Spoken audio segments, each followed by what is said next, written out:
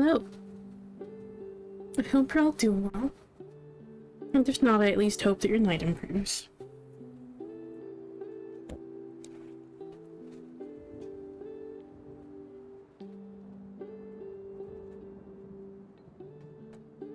I'm hoping both my internet and Twitch behave tonight.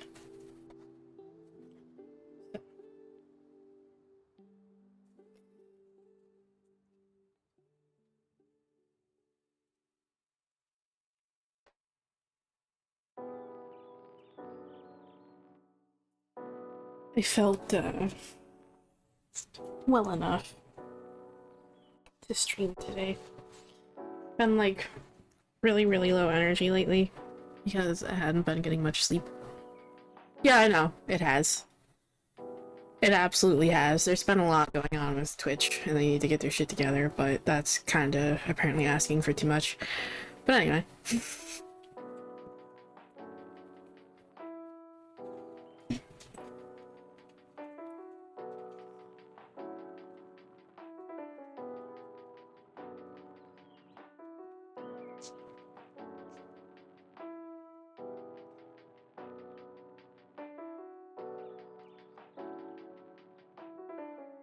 So, I hadn't been getting much sleep lately.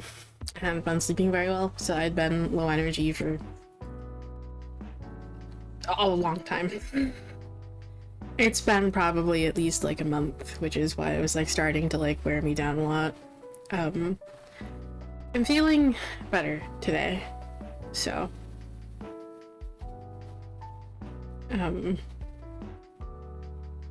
managed to get like better sleep lately, so and today I also took some time to even though it's not quite fall yet, it's still about like what, 12 days off? Not quite fall yet, but I don't give a shit. I'm starting the fall vibes early. I got myself some apples and made myself some delicious apple cider. It's currently cooking in my crock pot, in my slow cooker.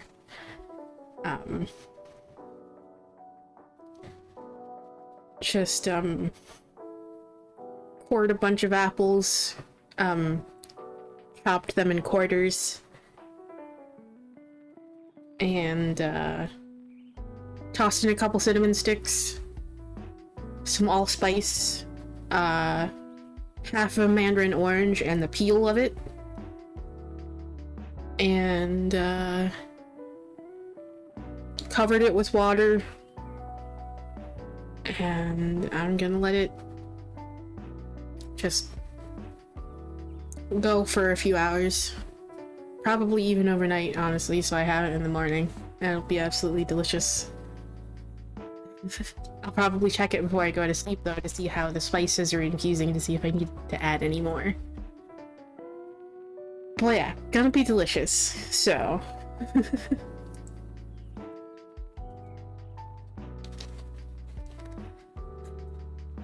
I should have gotten myself like some fucking like sweets or something, like some donuts or a cake or something to go with it, but I didn't really think about that. Oops. Ah well.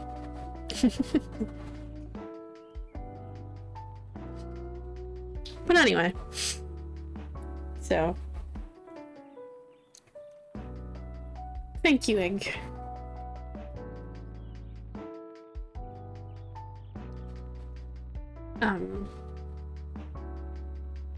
But yeah, anyway.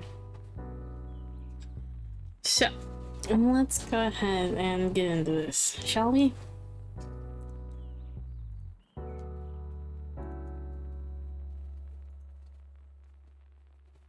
Alright. Is that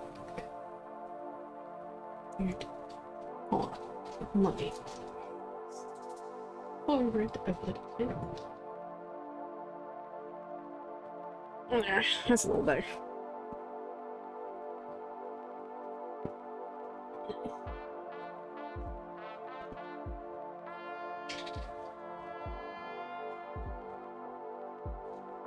Okay. Anyway.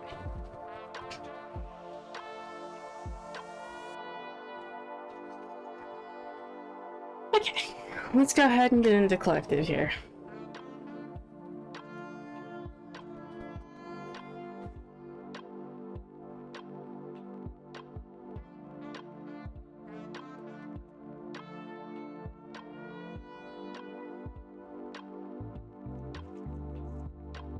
What message do we need to hear today?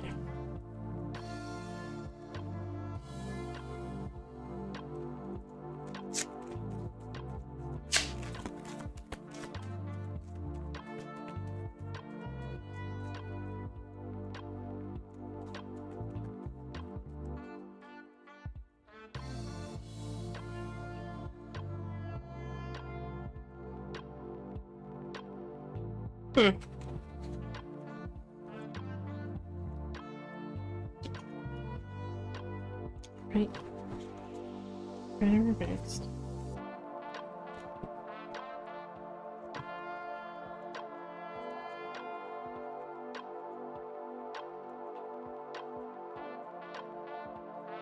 Alrighty. We have. We're starting out strong, apparently. Because we have all major arcana.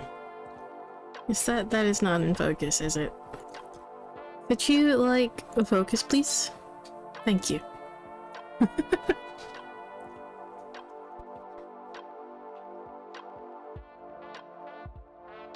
So, we have...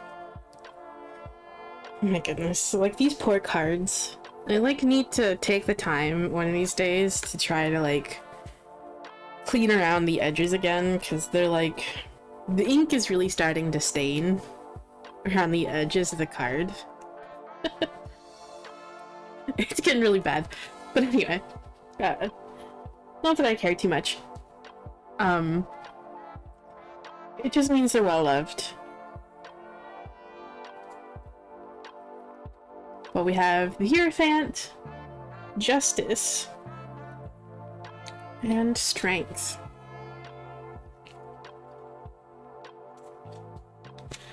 Oh, I'm sorry, Egg.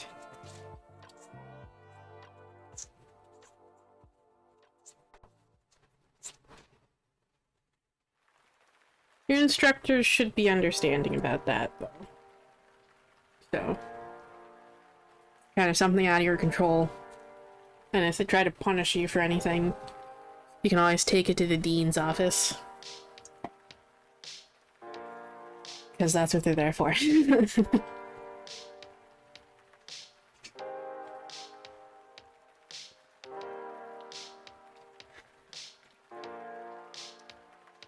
Alrighty.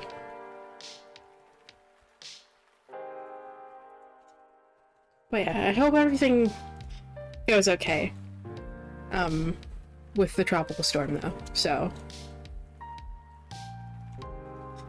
Yeah.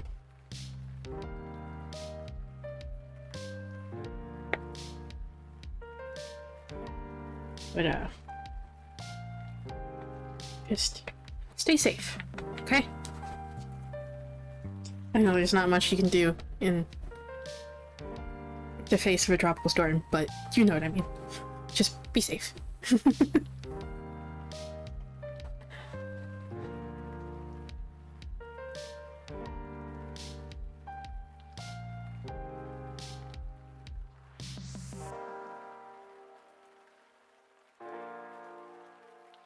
Yeah.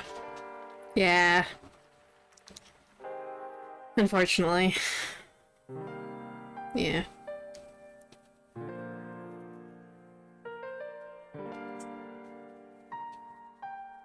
But, so, today's collective message is all about, holding strong, okay?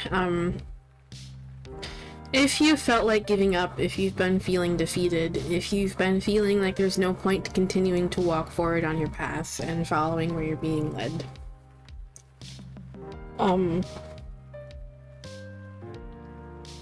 or feeling like this isn't the right path for you,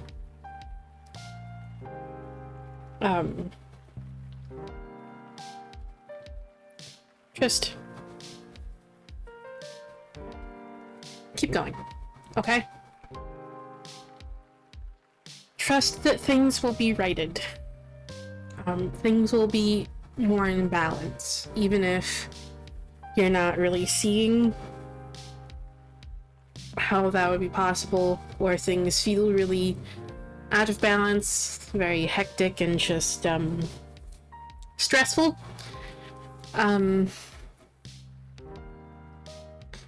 Just trust that things will be set back into balance, okay?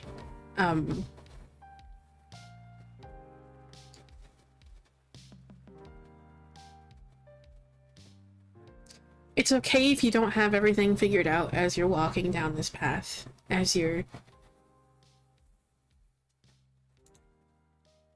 just moving forward with these things, with this path that you've set upon, okay? It's okay if you don't have everything figured out. It's okay if you don't know everything you need to know. You can't know. You can't know, like, everything, okay?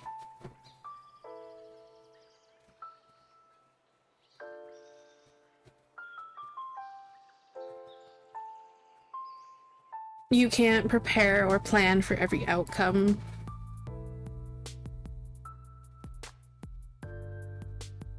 That would put more pressure on you than you need to, anyway. And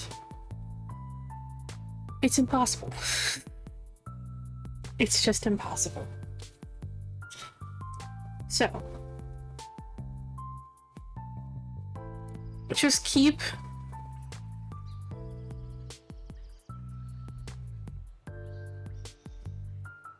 doing your best to move forward despite this uncertainty, and despite the fact that you may not have everything together, may not have everything figured out, okay?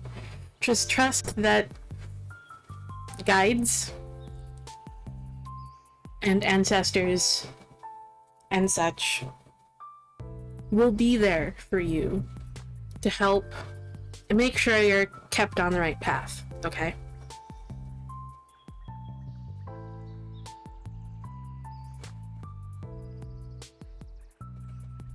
They have the ability to see all future outcomes. Not your job to know that. Your job is to just keep walking forward despite any obstacles you might face. Okay? And to not give up. And to just keep fucking going.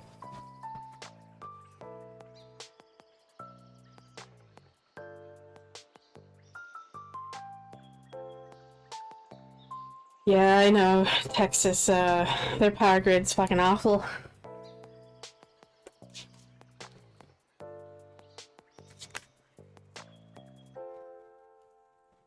Wow.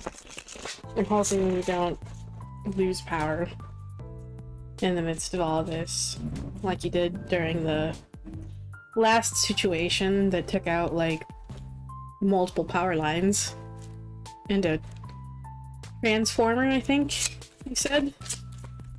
You were without power for like a fucking week because they took their fucking sweet ass time.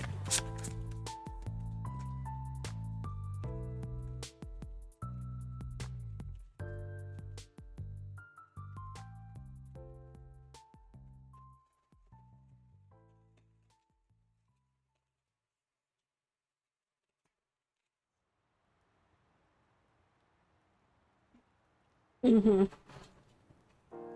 Alrighty, we have two cards here. We have Impervious. And we have Familiar. This one's apparently been coming out a lot lately. Seems like people have probably been seeing a lot of animal signs.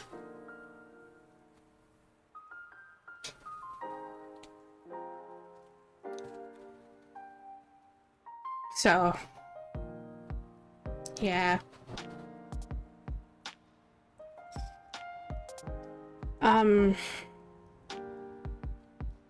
Egg, you said you've been seeing a lot of owls too, yeah?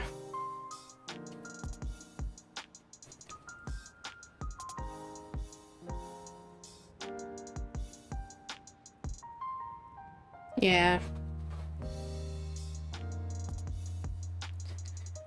Just in case it's the same person as it is, for me.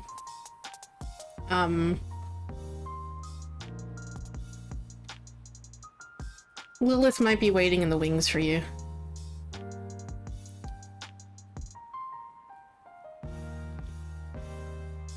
So.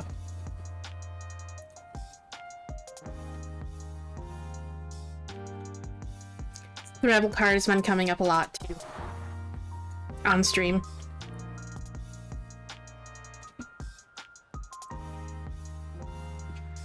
That's her card in this deck.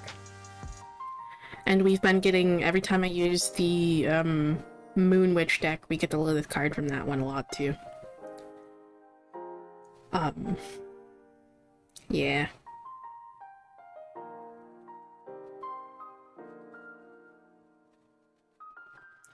I figured it was her. I've been,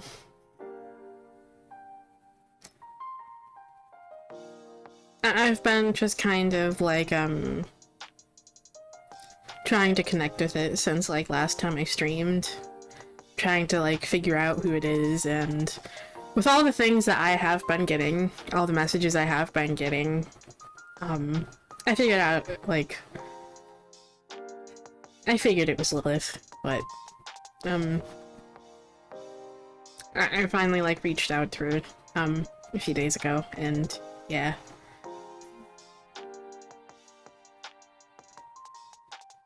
Yeah.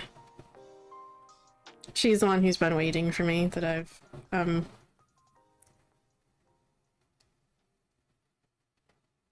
I've been supposed to be connecting with. So.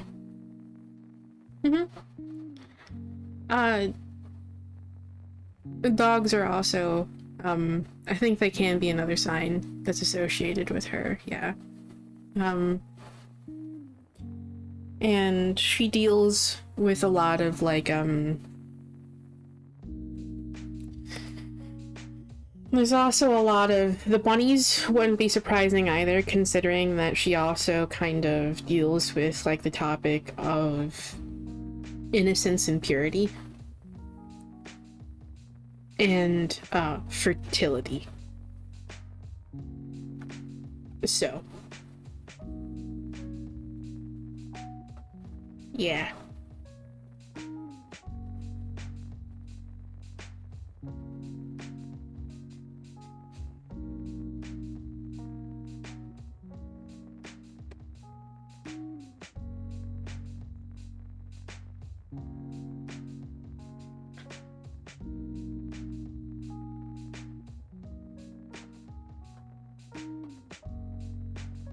I know the familiar card is about, like, animal signs and stuff. So.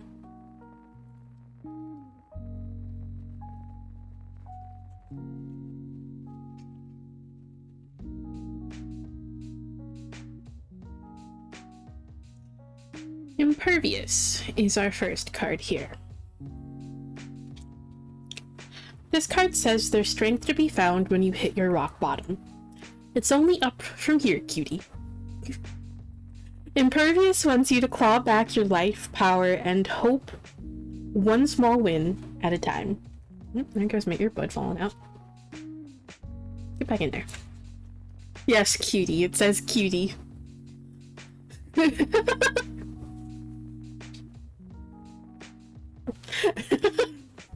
There are, like, so many, like, terms of endearment and affection in, like, the descriptions for these cards. It's actually quite adorable.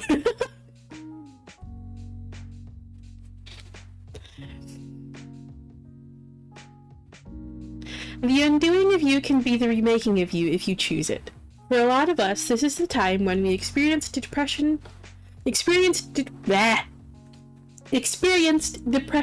or a very dark and lost time. We must claw our lives back, working from the foundation up. That could mean attending therapy, changing habits, developing a self-love practice, exploring witchcraft, and probably more than a few naps.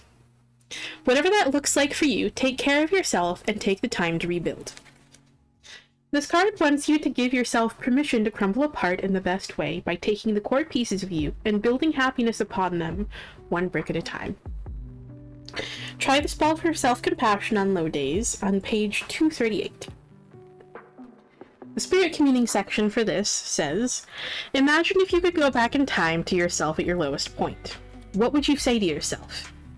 Probably that these strong emotions are temporary, and that yes, you do, despite all odds, emerge from this.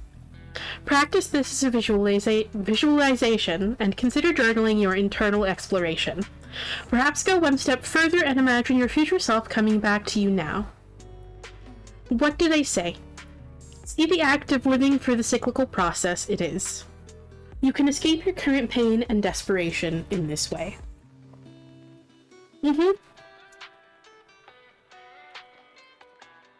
And that's very, very much the energy of this card, because this is like the image of a phoenix after all. And the introspection section for this says, a skeleton rises from the vivid phoenix flames. If you are still breathing, then you are still winning. You are that blazing phoenix rising from the ashes of your mistakes, constantly reinventing yourself, transmuting your mistakes into wisdom. Your life a reassuring cycle of betterment. You must keep going. Impervious says do not quit.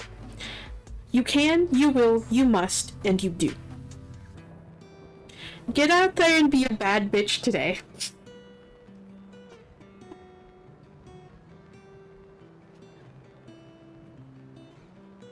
Yeah. They come up for me a lot too. And then we have familiar. Again.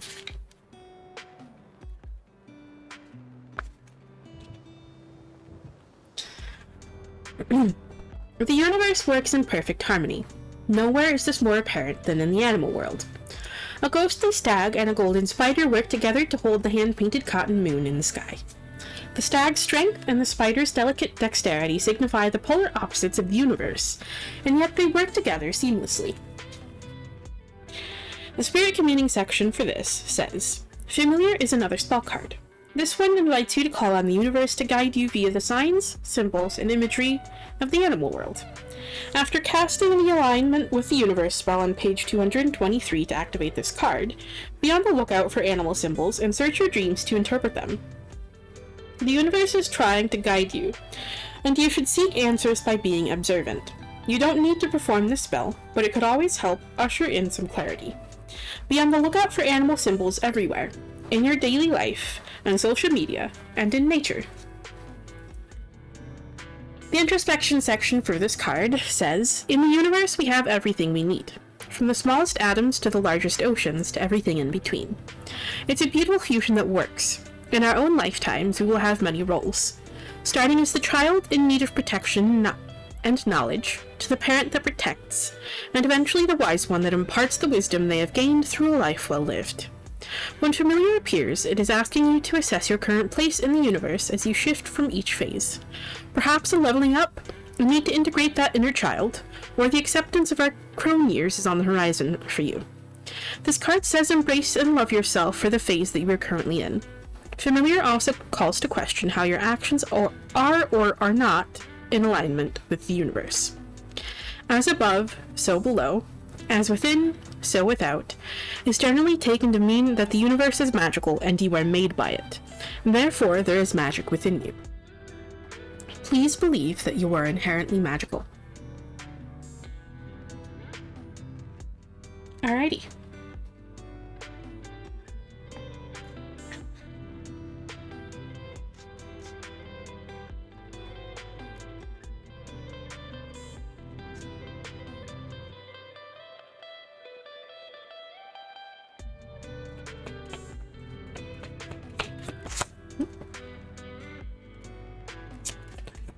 Let's see what the Eventide Affirmation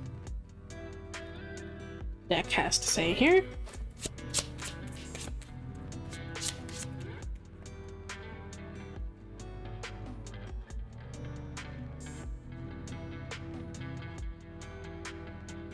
Okay.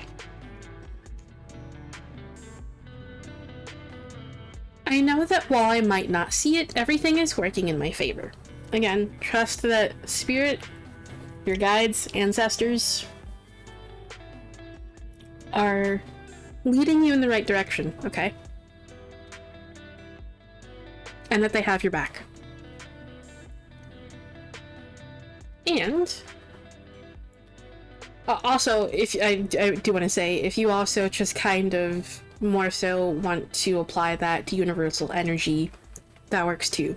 Whatever form you see spirit in, or like the divine in, whatever that may mean to you, okay? And every day I choose to align with my body. So listen to yourself, listen to what your body is telling you, okay? If you need to take time to rest, do so. Listen to what it needs, listen to what you need, okay? Again, not everything has to be always making progress, always moving forward, always being productive, okay? You need time for rest and time to take care of yourself.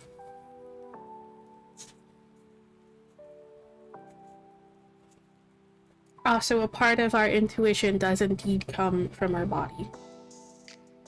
Okay?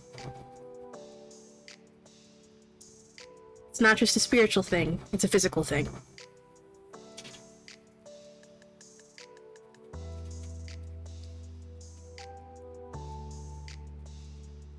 Okay, so I hope that message helps for whoever needed to hear it. So, let's go ahead and open the queue here, because I feel like one is good enough. I've usually just been going with one lately. One's been good.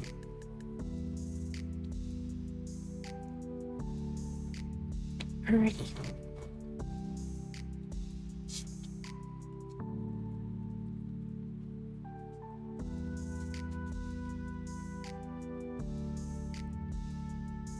Oh, and we have ads.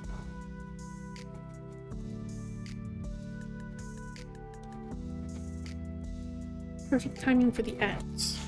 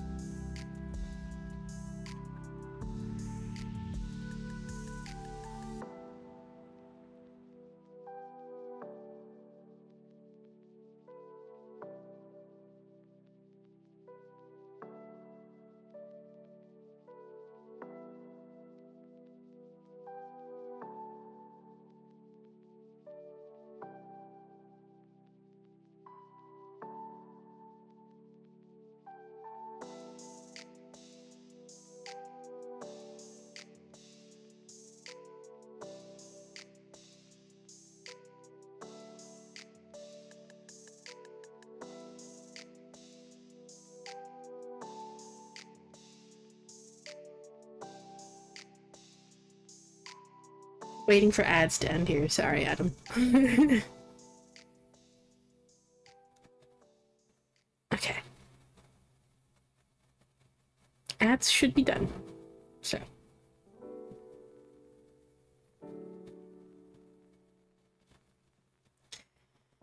Alrighty. I should have taken out. Hold on, I need some tea.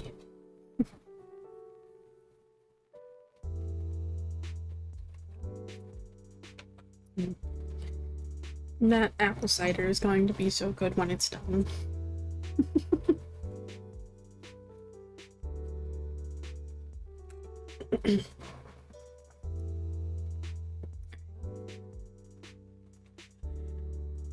Are you ready?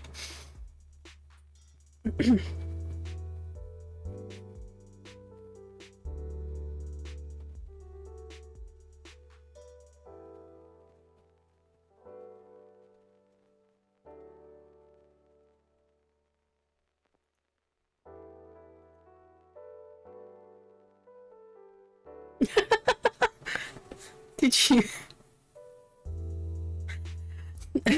Oh, I was about to ask, did you get more? It's still sold out.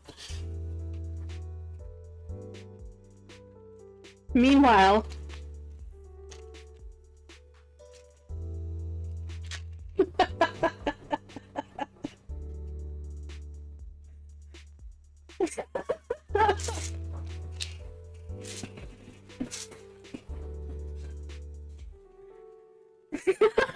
I would share if I could.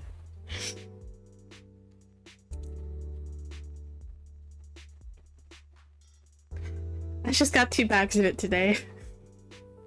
But next time I get groceries in like another week, I'll probably get another 2. Yeah, I don't know why they're not ordering. That's like so fucking weird. It's not even October yet. Why are you just like not... Why are you not ordering more? Why won't they let you order anymore for the fucking store?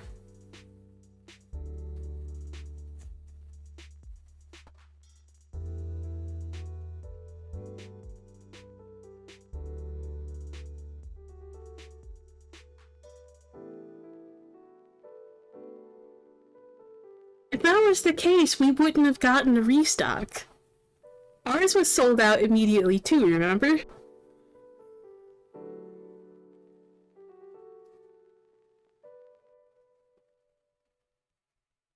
I highly doubt a fucking small town like mine is actually going to beat out, like, demand from, like, Houston.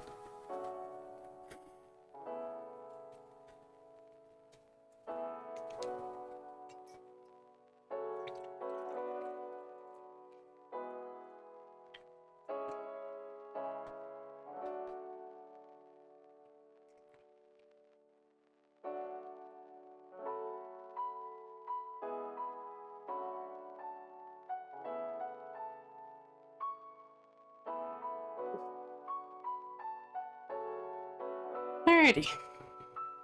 Are you ready? Is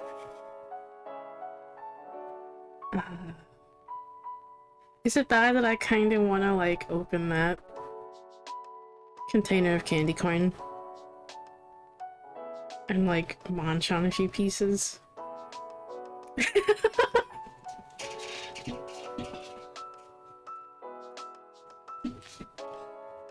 Yeah, I'm just gonna keep it in my lap.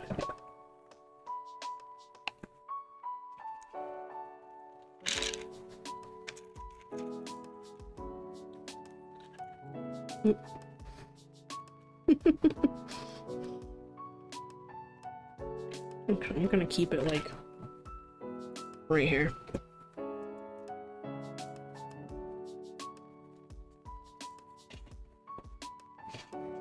The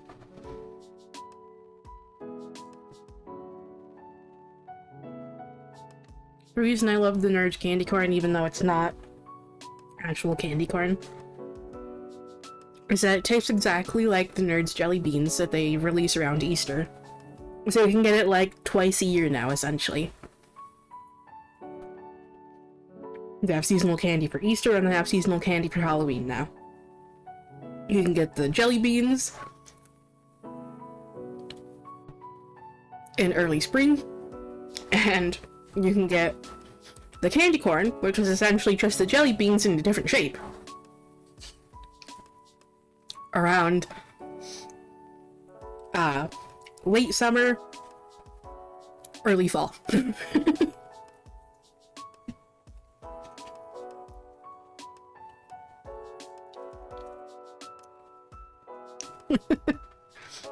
Reese's Cups are delicious, so they're my favorite candy.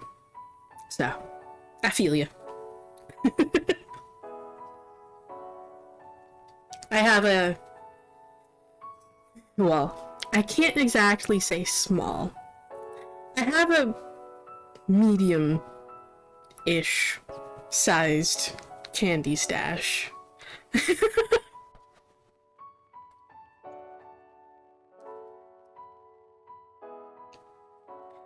Funnily enough, this little container here, this is the smallest container I have. um, have a lot bigger containers that are full of other types of candy. Like a giant container that's full of autumn mix, actual candy corn, and the little candy corn pumpkins. I have Jolly Ranchers, the Dum Dum Lollipops, Root Beer Barrels, Wintergreen Lifesavers, chocolate covered coffee beans, because I love chocolate covered coffee beans. A blend of what I like to refer to as old people candy, which is the cinnamon discs, butterscotch discs, and the strawberry candies.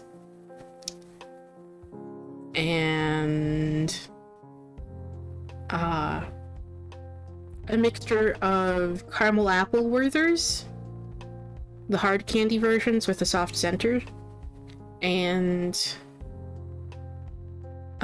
coffee caramel Werthers, which are hard candies as well. No, I don't think they do. They're just strawberry candies. So, yeah. I have a... If you can't tell, I have a, like... I keep a decent stash of candy. I don't eat it all the time, but every once in a while,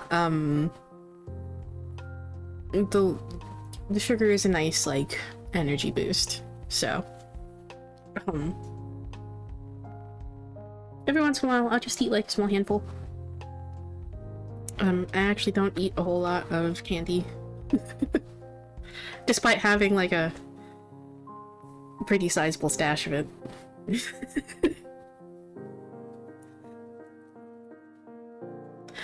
Oh, and I also have a little, like, I have a container of high chews as well, which are kind of like a Japanese Starburst, but so much better.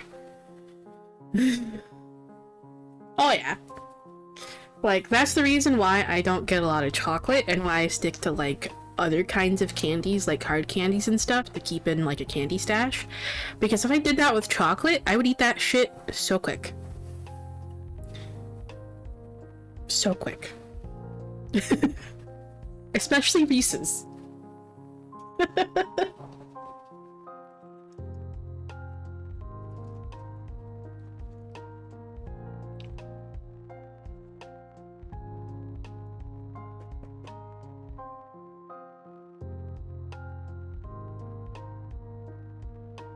But yeah. I like to keep a small stash of candy on hand. With a different variety.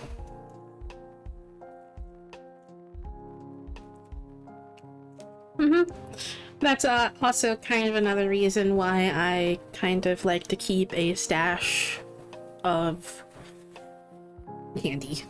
Because sometimes my appetite isn't the best. Because my stomach kind of likes to just get upset by like the most random things occasionally. Because IBS.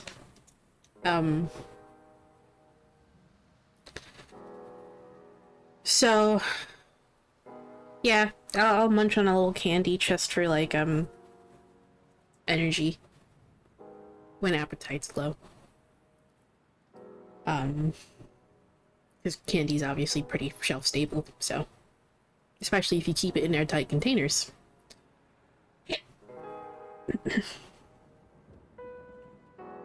And for the same reasons, I also keep a stash of instant coffee on hand, because caffeine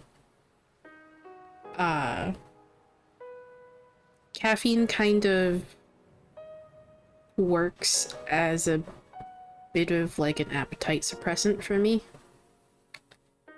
which helps when I do have a bit of an appetite, but my stomach won't really let me eat anything.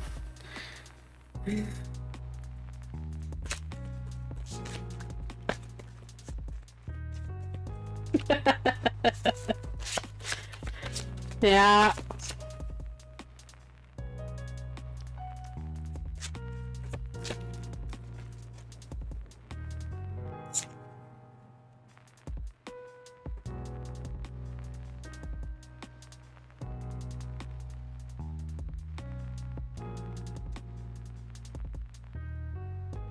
Okay, Embroidered reversed. Embroidered reversed. Why does this one be sideways? Okay. I chose a direction. Okay. Please tell me why these were the first two cards to pop out. I almost thought you got the third card, but it ended up being a different one.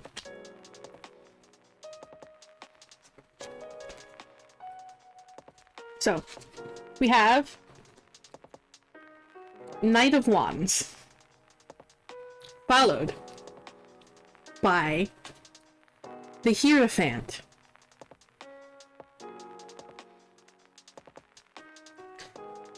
and Justice.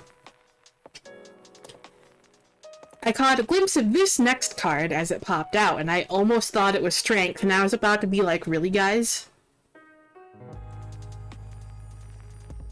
Really? They have words, apparently. So, they really want to emphasize these two for you. They really want to emphasize these two for you.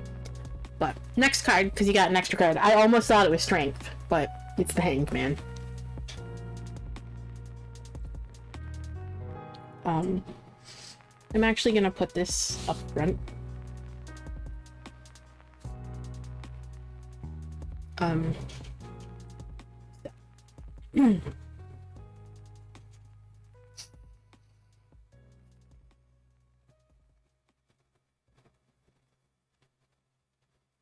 Hell yeah. That sounds absolutely delicious, egg.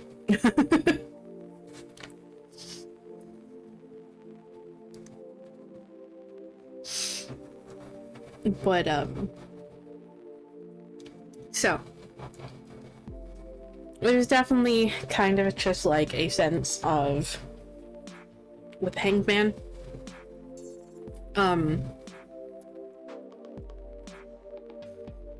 with the Hanged Man here, there's definitely a sense of just kind of pause. Things being put on hold. And, this is likely just kind of caused, going back to that, like, message with the, like, opening collective there. It's probably going back to that, like, wanting to give up. And just kind of, like, not knowing what direction to go in. Okay. And just feeling uncertain, perhaps a little bit scared and a little bit fearful. And also just kind of, like, feeling, what's the point of moving forward if it's not gonna, like, turn out the way you want anyway? Okay. It's probably where this just kind of, stasis is coming from with the Hanged Man. Okay.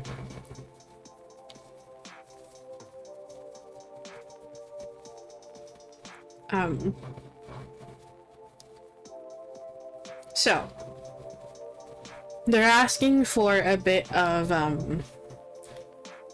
they're asking for a bit of bravery here, okay? You're gonna need to just kind of, like, step out of your comfort zone here with the Knight of Wands, okay?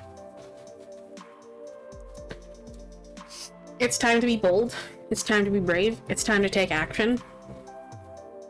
Okay? Don't let those fears stop you. Don't let those doubts stop you. Don't keep telling yourself, like, this what if. Okay? And I know I said this to you a bit ago, and you just were just kind of stunned into silence because you didn't even realize you were doing it. No more of those What if, ands, or buts, okay? No more of those.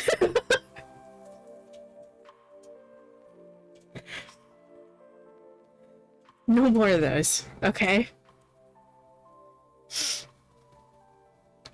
Don't let your past continue spinning the narrative for you, okay? And remember, again, going back to the Hierophant here. What I said earlier about, like, continuing to walk this path, okay? Trust that you're not being led astray and that they're guiding you in the right direction, okay? Trust that spirit, your spirit team, your guides, your ancestors, trust that you're being pushed in the right direction and that they're leading you in the right direction, okay? They're not gonna lead you astray. They're not gonna let anything horrible happen to you, okay?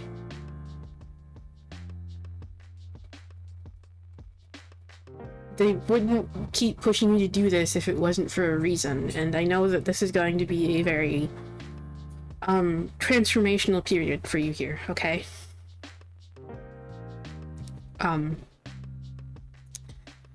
So...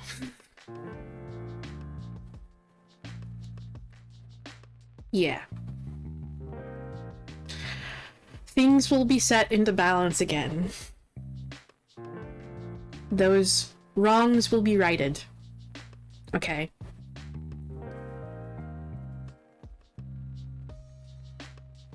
Exactly. It's kind of all about the follow-through here. So, make sure you're following through.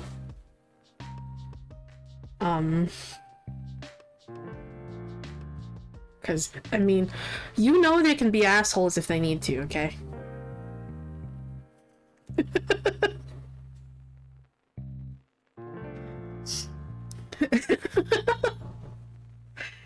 And one of these days, they're just gonna eat your ass. And just toss you right into it, because you won't have a choice anymore. So.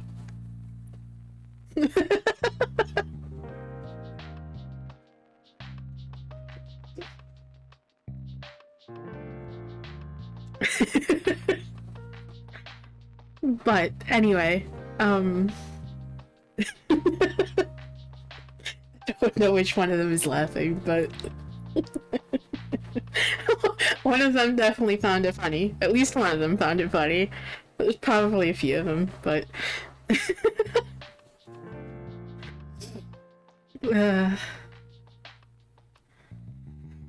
But, I know that things are going to start changing for you very soon, even if you don't really see it yet.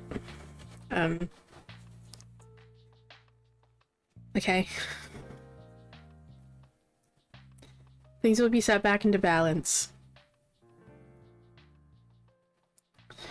Okay.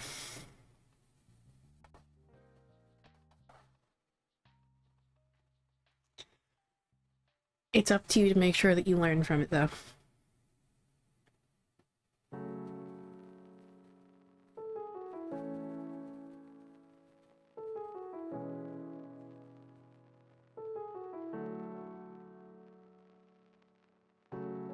Alright, let's see what the Oracle deck wants to add.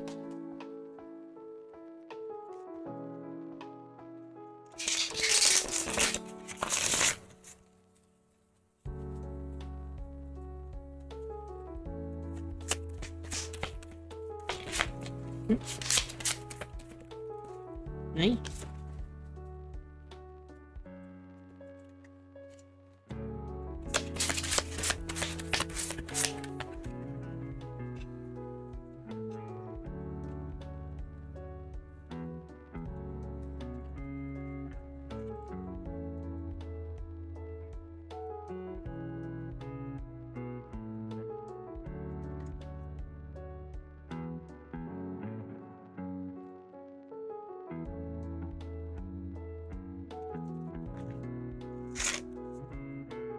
I feel like there's one more card in here for you, so let's see. I'm gonna shuffle again.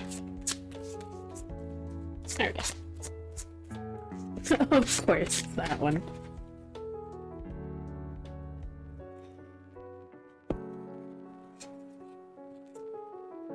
Okay.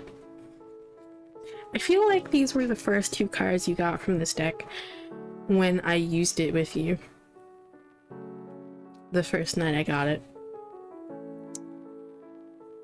We have Nourish and Release Tears.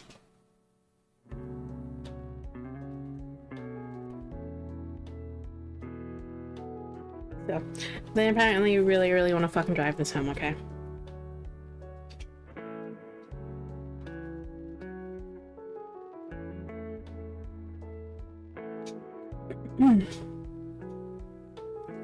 Nourish. This piece was incredibly difficult at over 65 hours. I saw embroidered feathers in my dreams for weeks. It's ironic that the card about big picture thinking had me hunched over it, focused on the smallest details.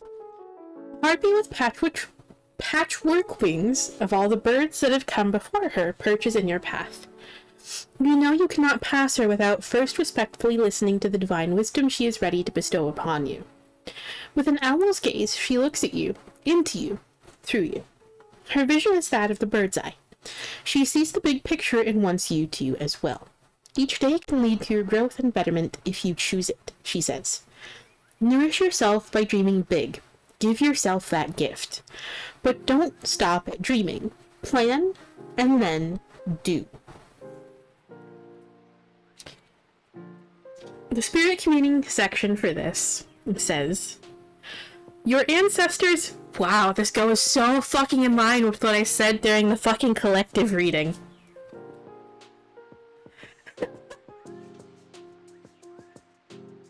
You remember how I said at the collective reading that you don't have to worry about, like, having everything all figured out?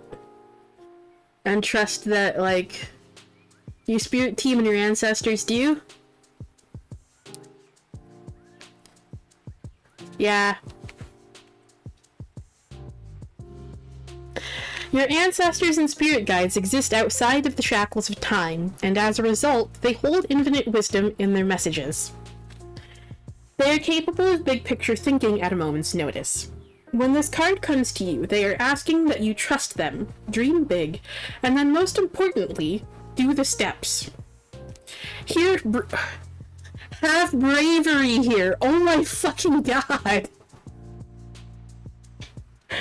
Have bravery here because this will test you.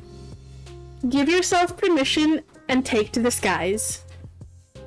You could soar if you would only let yourself trust in your wings. Well.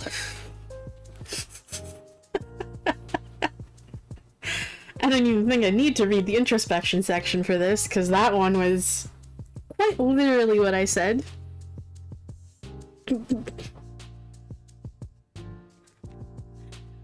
The introspection section for this says, a visualization method.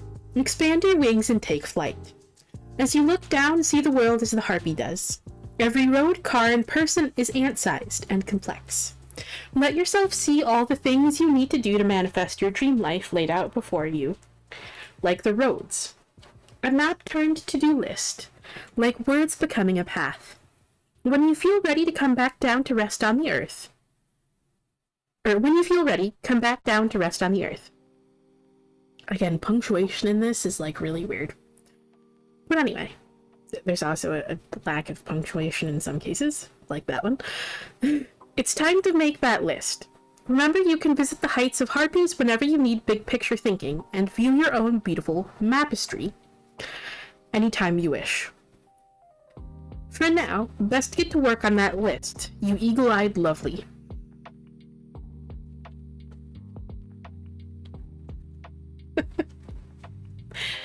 Alrighty. And then we have... I love how that one just encompasses, like, pretty much everything I said about the fucking Knight of Wands and the Hierophant.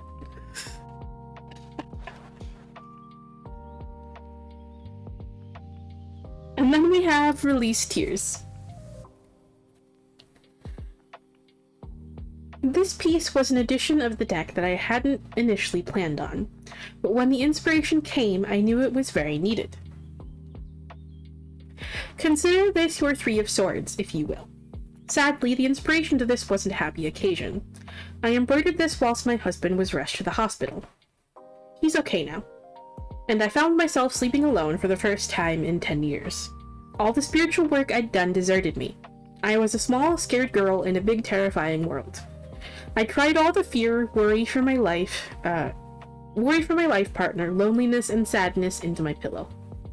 This act of crying exercises these emotions from you, mind and body intrinsically in sync. Spirit communing section for this says, your spirit guides and ancestors are here and ready to hold space for you when you need to let your guard down and let all the feelings out. If things are great, then they will celebrate with you. If things are crappy, then they'll hold space with and hold you. Trust them and lean into them. You will be okay. This card isn't predicting future sadness coming your way. Instead, it's asking you to feel your current feelings fully. Don't bottle. Alrighty. And the introspection section for this says, sometimes we need to have a really good cry. Tears can be a wonderful release of emotion. As much as we try to hold them in, expressing our feelings leads us in part to overcoming the grief we feel. Crying is not your breaking, it's your making. It unlocks our minds, and afterwards we often find clarity and can make a plan or just feel a little bit better. Releasing your emotions may not look like crying. For you, it may be expressing anger with practicing martial arts, expressing sadness or loneliness with singing. Whatever it is, simply let the emotion roll out of you. It won't break you. It's your essential release. Alright. So, again, something they like to tell you a lot, like to remind you of a lot. Don't bottle things up. Express it. Express it to them. Express it to yourself by just letting the emotions exist, okay? And not trying to shove them away. Express them by writing about it. Journal, okay? Write about what you're feeling at the time. And let everything out. Okay? The point is to express them. To put it into words, somehow. Okay?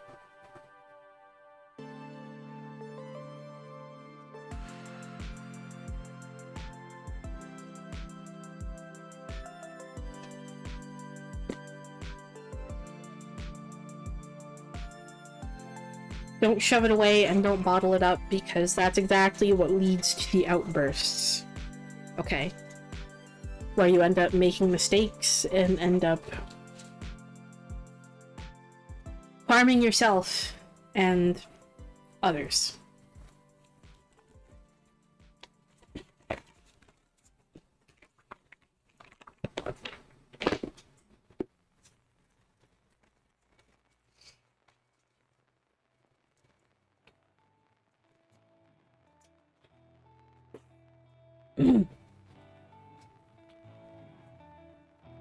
Alright. Let's see what the Eventide affirmations want to add. Come on.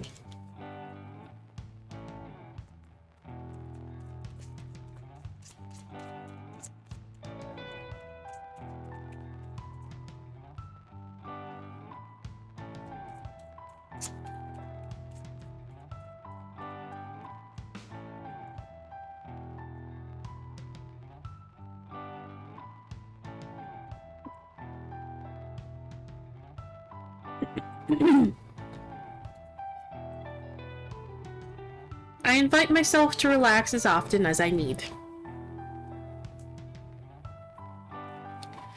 Which means not pushing yourself too hard. And also, get some fucking sleep, bitch.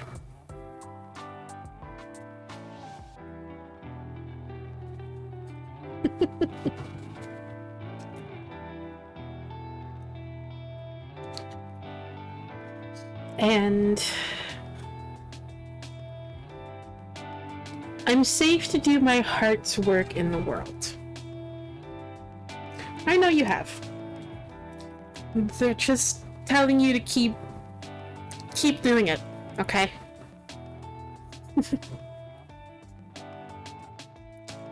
So, I'm safe to do my heart's work in the world. It's safe for you to express yourself, okay? Good.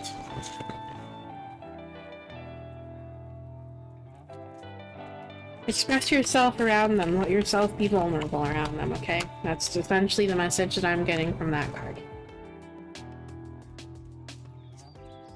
And that's something that they want to help you with. That's what you're there for.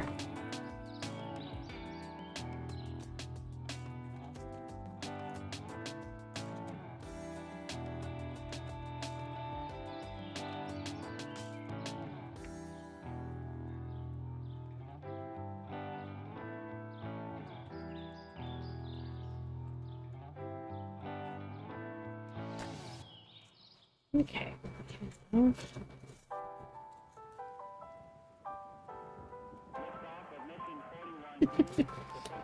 I feel like you've been getting this one a lot.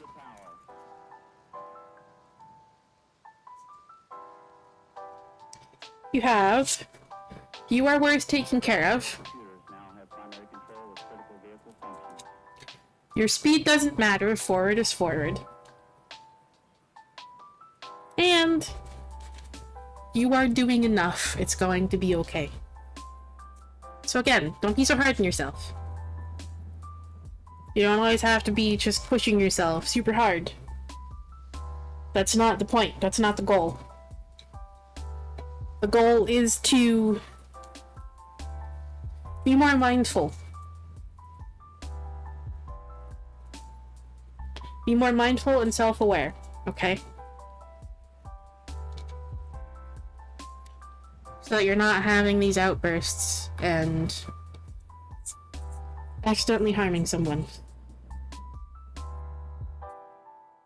Okay? So you're not making these same mistakes over and over again.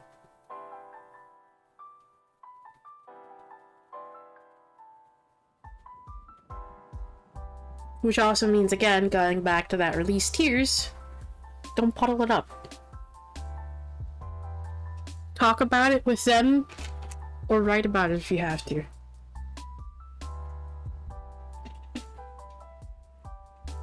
So, I hope that message helps.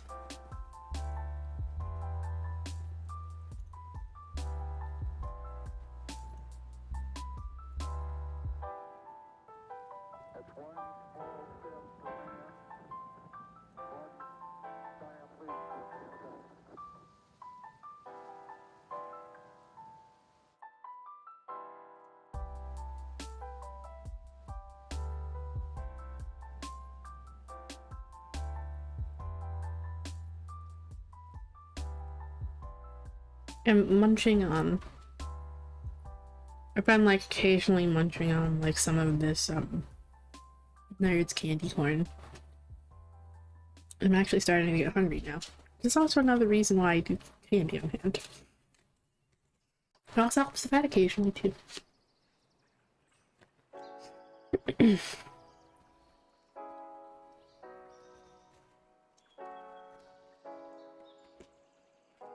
I'll probably heat up my, chicken enchiladas again. And, eat more of that after stream here. Still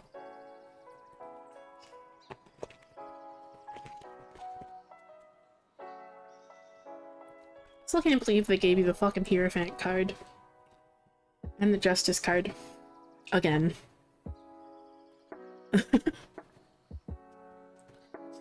They were just like, motherfucker, you need to pay attention to this message.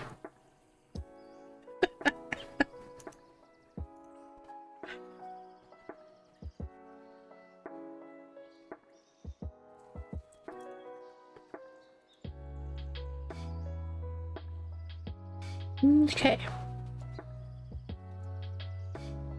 Are you ready?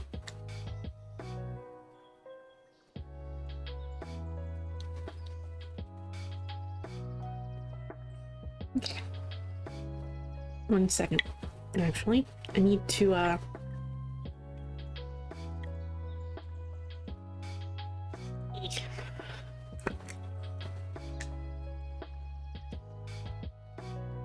Let's take a drink here.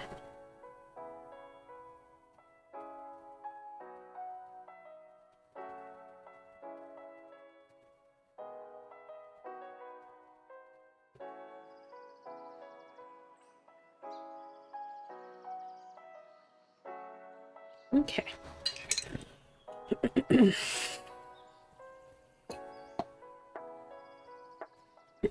Alrighty. Also, thank you for your Therapets card redemption, and thank you for the Therapets card redemption for Egg.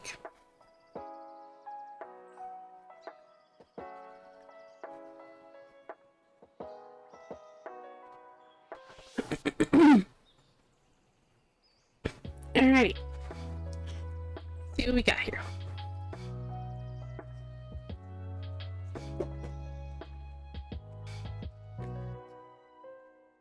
What message do you need to hear today?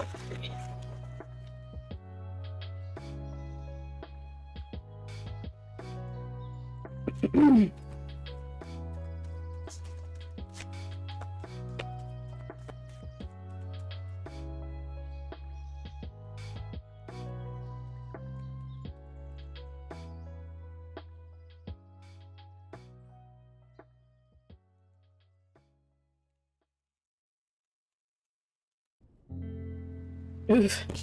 Fucking hiccups. Alrighty.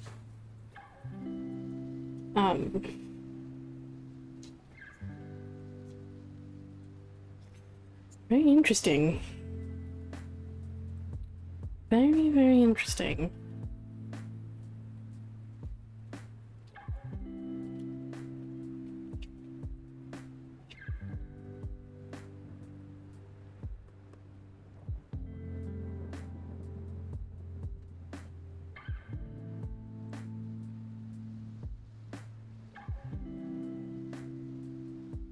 We have the Two of Coins,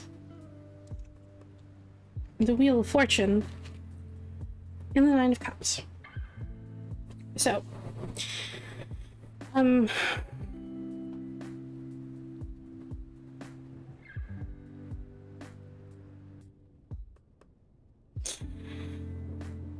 there's essentially just kind of this, a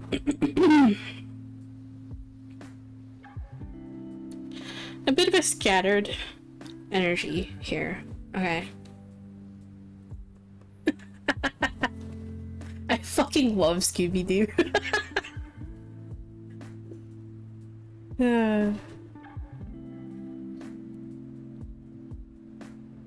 Like, I watched that shit growing up. Like, some of the, like, earlier series.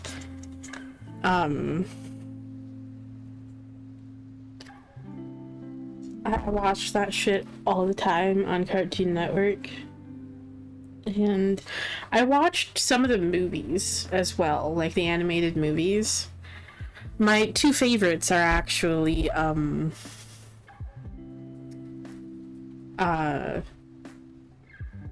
Zombie Island and, what's the other one? Curse of the Vampire or something? Which is, the one that takes place in, like, the outback in Australia. That deals with, like, these, you know, like, supposed vampires, and there's a music festival, and, like, yeah. Some of the contestants are disappearing. And also the Hex Girls show up in that one as well.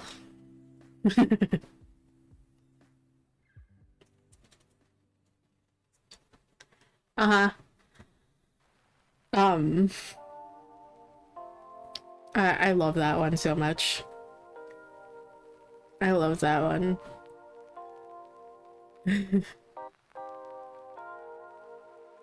Uh-huh.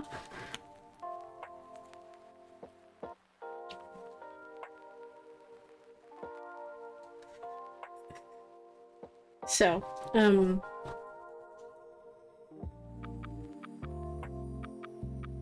there's essentially, just kind of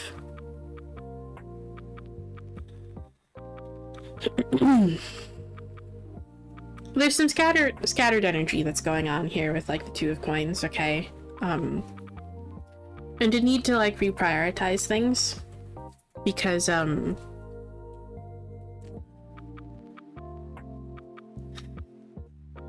if you're trying to do too many things at once and you're spreading your energy too thin, that's obviously going to become very overwhelming and putting too much pressure on you, okay? Mostly it's just kind of coming in the form of just to prioritize yourself first and foremost, okay? It's all about reprioritization and putting that like scattered energy back into balance, okay? Prioritize yourself first and foremost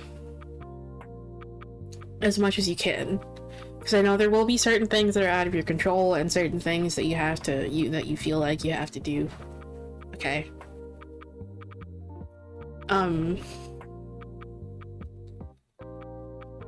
But focus on yourself, okay? Focus on yourself. Prioritize yourself as much as you can. Okay. Make sure you're taking care of yourself and you're giving to yourself first. Okay. Make sure you were taken care of first.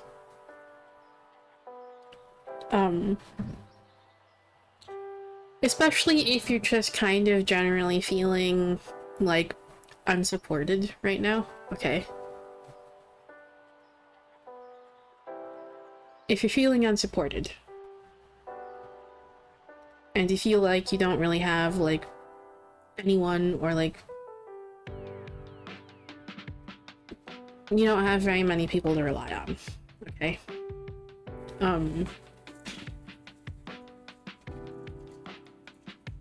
It's important that you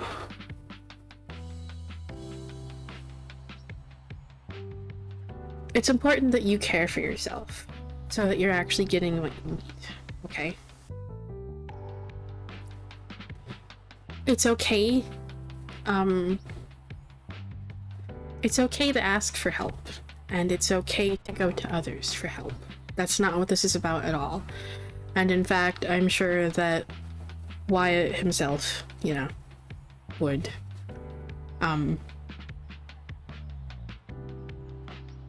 be more than happy to just kind of, you know, be there for you emotionally and do what he can for you,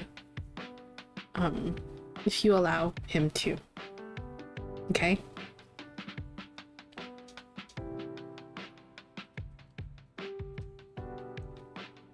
But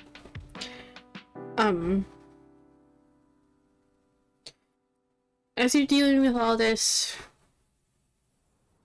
shit, a lot of which is probably kind of outside of your control right now, okay? Or at least it might feel like a lot of it is out of your control right now.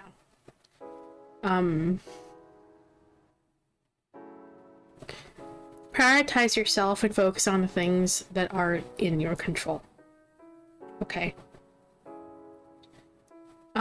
Do your best to focus on the things that are in your control. Anyway. I know when things are very hectic and like very scattered and just there's a lot going on.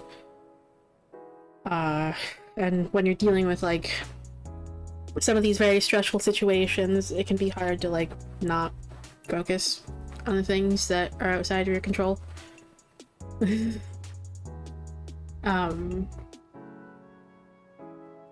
But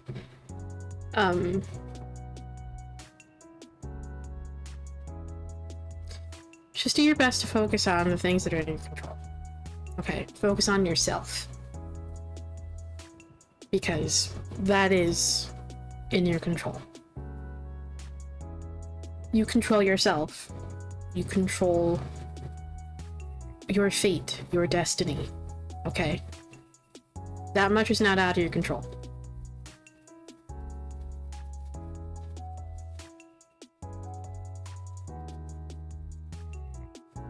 That much is not out of your control.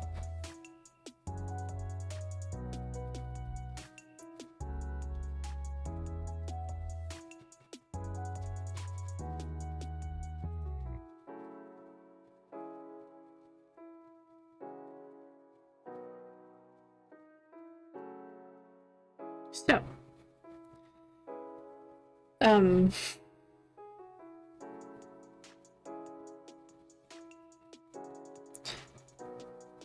while things may feel like they're just kind of very scattered and all over the place right now, and maybe quite difficult right now, just do your best to remember that, like, things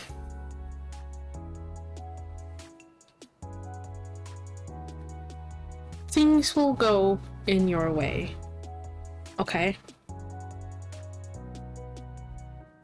Yeah.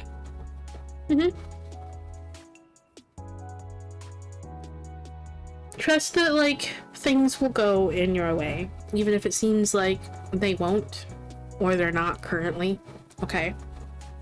Things will go in your way.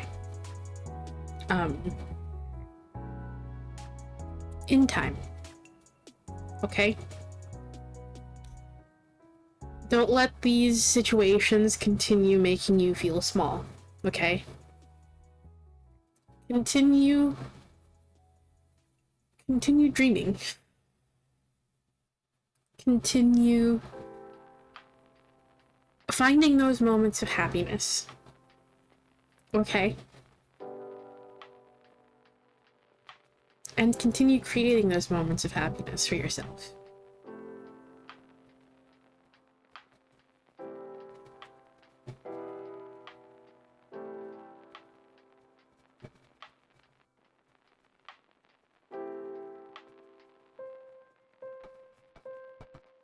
And remember that you do deserve this, okay? You do deserve to feel loved and supported and cared for, and you deserve to feel happy. You deserve to have what you want. That's not something you should feel guilty for. Or feel like you don't deserve, okay? You deserve good things. Plain and simple.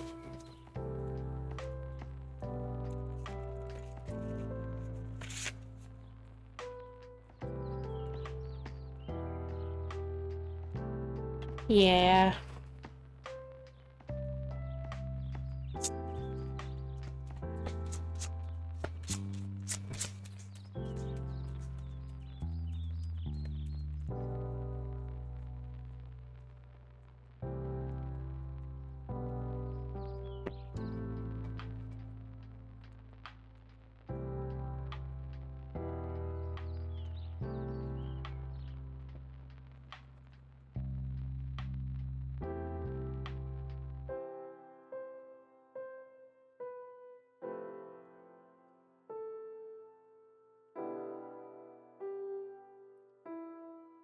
Oh my god.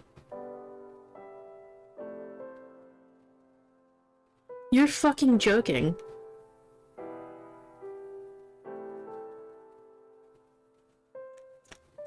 You said you've been seeing bunnies, right?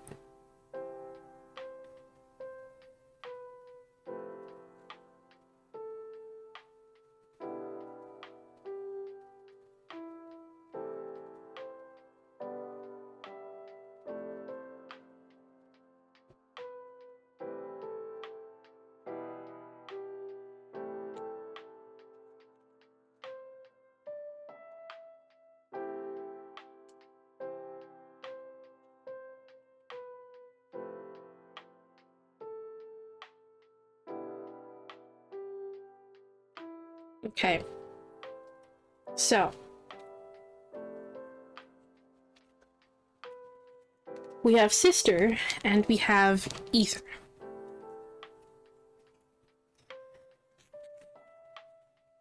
Sister says, the sweetness of Sister archetype greets you in this card. From caring for pets and animals to climbing trees, Sister gets up to a lot and gets away with even more, her sweet face and adorable eyes melting even the toughest hearts. Sister reminds us to open up and express in the moment how we truly feel. They are. They're moths, I believe.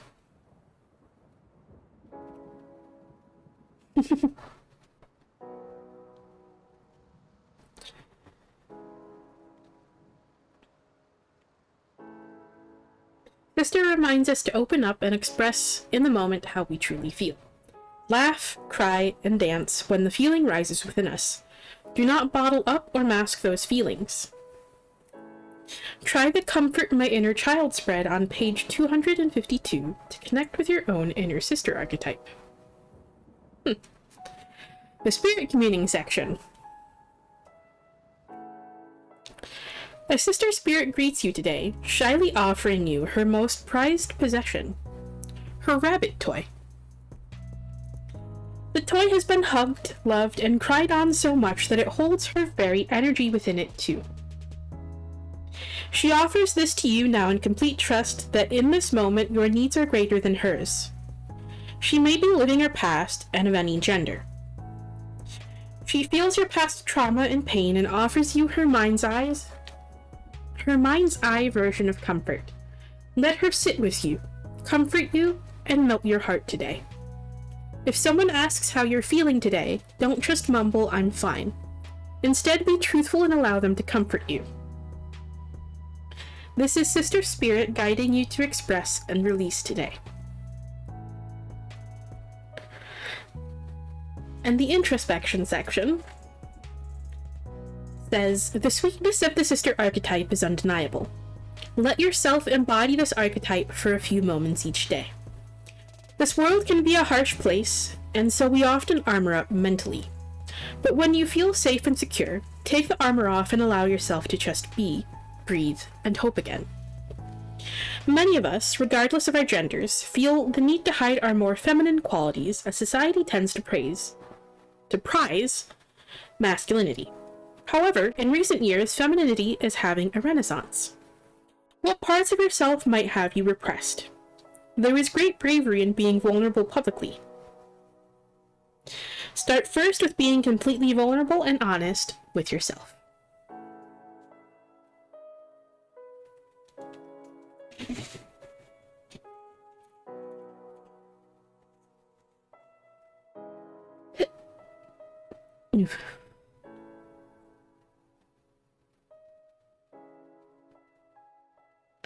Uh-huh.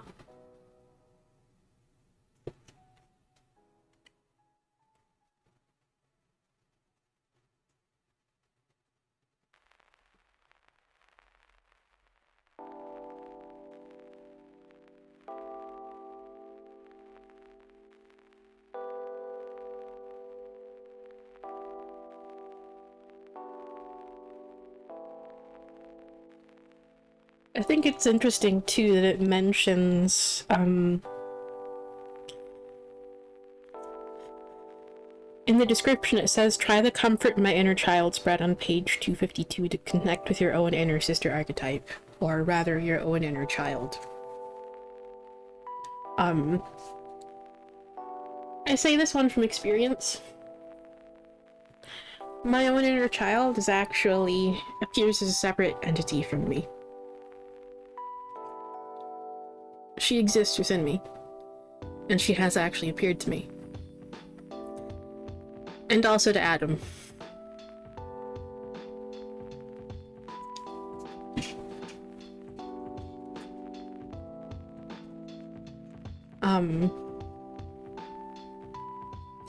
And this might kind of be what it's leaning into here.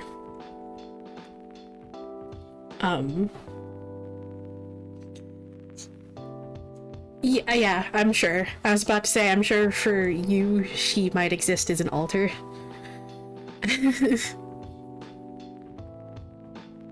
Did you have a favorite stuffed toy when you were young?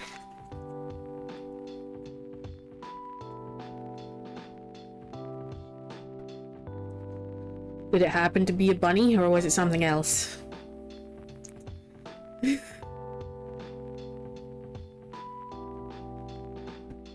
I was gonna say, because that might be what that little bunny there is meant to represent.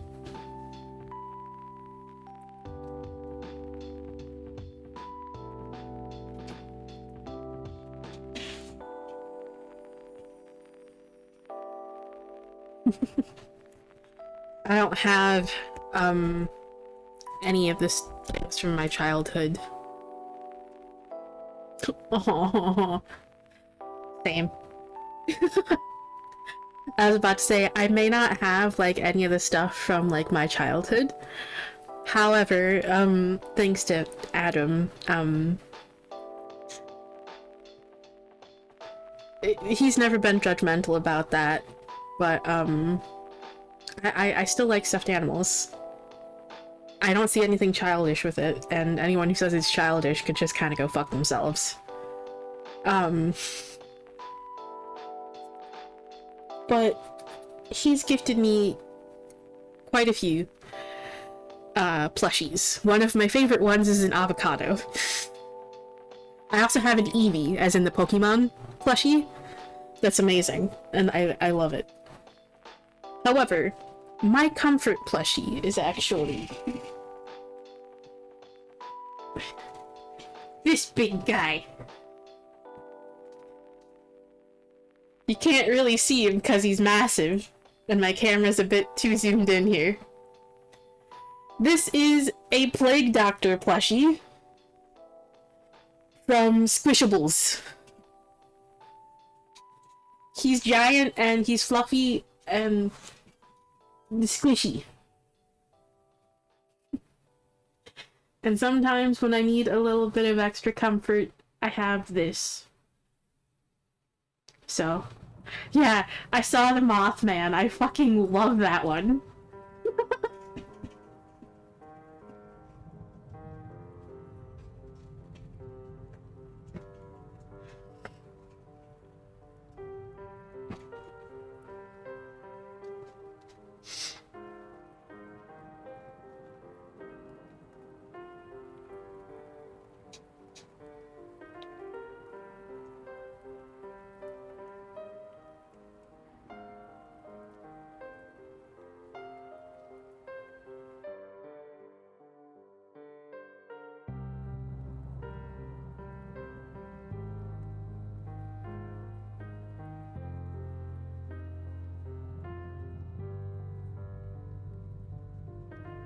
I'll wait for ads to end here.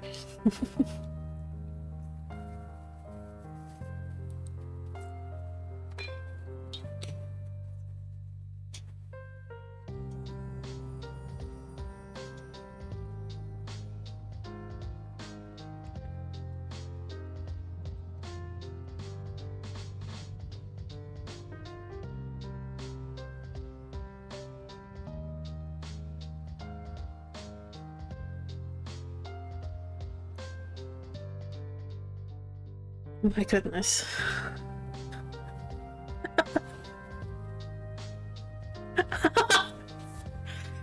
Funny that you mentioned that, like, my best friend, my other best friend, aside from Adam, anyway.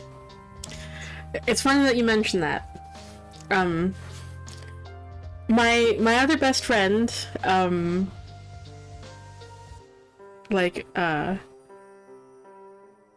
aside from Adam, she tried it recently. And yeah, she said that it apparently actually does taste like Oreos. I don't know if that was a good or a bad thing, though.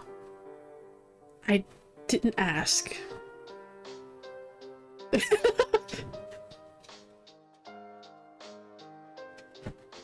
Yeah, like, if I see that, I do want to try it. Oh god, there's an Oreo that tastes like Coca-Cola. Oh no. So the collab goes in both ways.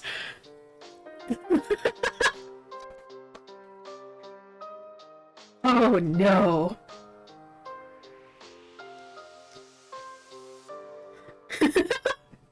Okay. I might actually have to keep an eye out for both of those because I might actually be curious enough for the Oreos.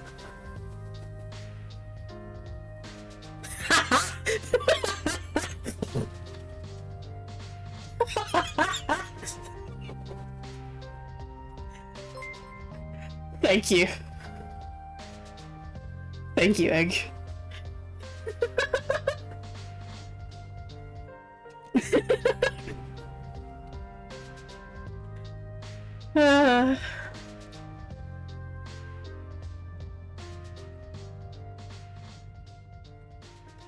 Alrighty. So. Yeah, I might have to keep an eye out for those Oreos too, because I might be curious enough to actually buy them. The drink I'm most definitely gonna buy once I see it.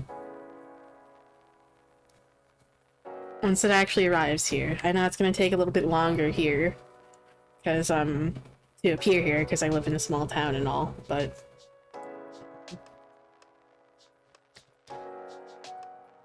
yeah. I'm gonna have to try the drink, most definitely, because ever since my, best friend mentioned it...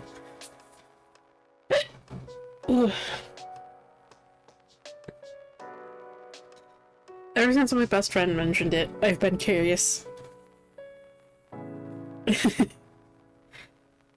And, I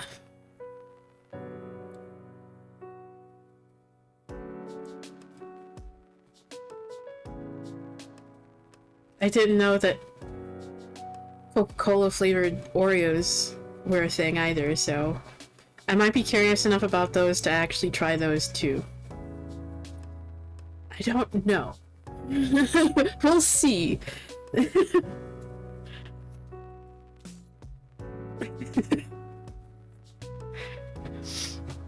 But anyway.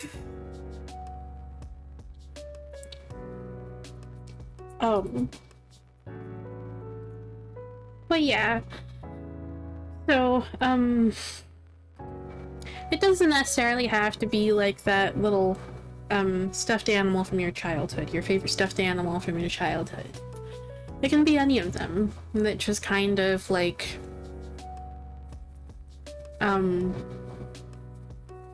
any of them that just kind of help give you a sense of comfort. Like, don't be afraid to, you know, just kind of pick one up, hold it, and just give it a little squish. Just to give you...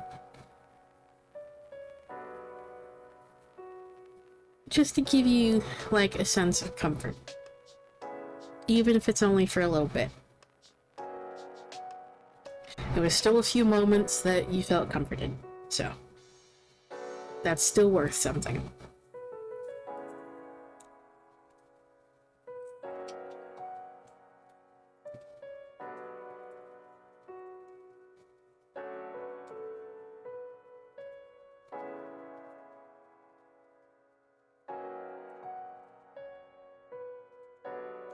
Okay.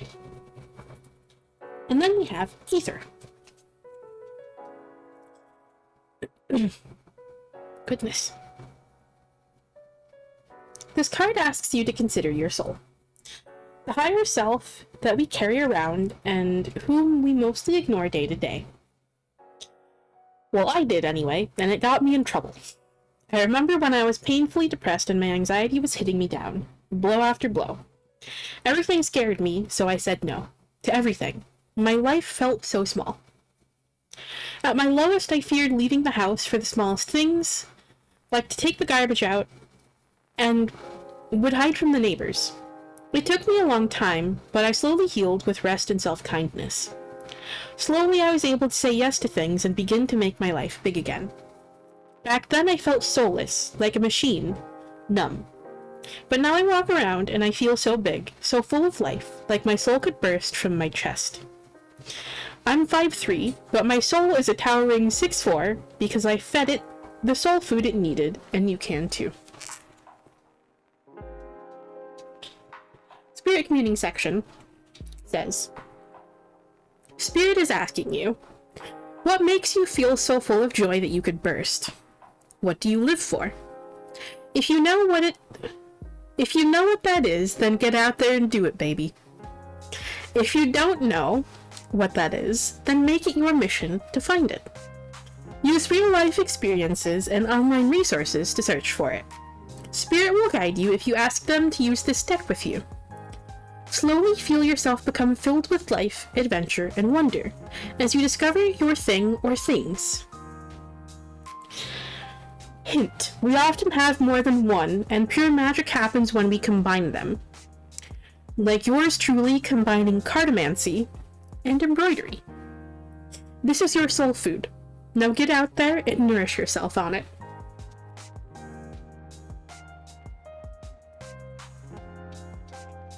The introspection section for this card says, this card wants you to expand. Embrace discomfort temporarily. Get out of the box you've put yourself in. Turn over stones, look behind flower petals, search in rock pools, seek the essence of life. You won't grow if you never leave your shell. Gently but perseverantly push against the edges of your comfort zone. Find your secret soul sauce and feast on it, my lovely. Secret soul sauce? What the fuck?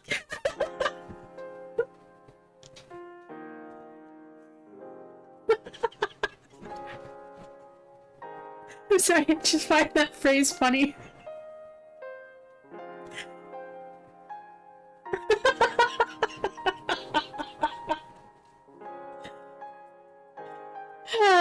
Oh my goodness. Hello, Lily. I hope you're doing well.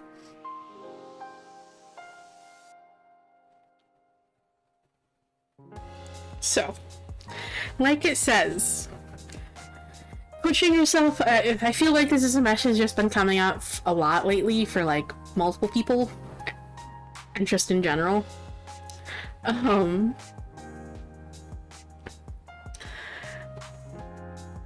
It's like the message about like being brave and stepping out of your comfort zone, okay? Stepping out of your comfort zone doesn't mean you have to push yourself massively. That's in fact, especially in the very beginning when you're still dealing with all those anxieties and fears and doubts and all that. Pushing yourself too hard and doing something that's like way too far out of your comfort zone is going to feel very scary, and if it doesn't go as well as you hoped it would, that's just going to just kind of help cement in your mind the fact that it's not for you, and that it's stepping out of your comfort zone is pointless and worthless, and it's not something you should do. Okay? So,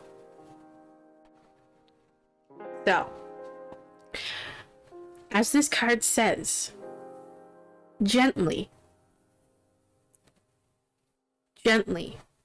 and it says, it uses the word perseverantly, okay?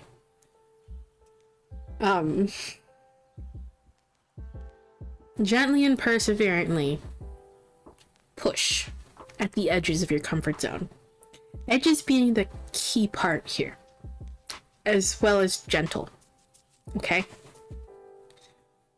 So, push out of it little by little, okay? That is how you make progress. That is how you continue to expand and how you continue to grow. Little by little. Slow progress is still progress, okay? Yeah, exactly. So, just keep doing that. Little by little. Just take small steps here and there to just continue to push at the edges of your comfort zone and expand that further, okay? They may be small steps, but once you add all of it together, it's gonna lead to some, like, massive expansion, okay? When you actually get to a point where you look back on it and you're just gonna be like, wow, I've grown so much and done things I didn't even think I could do.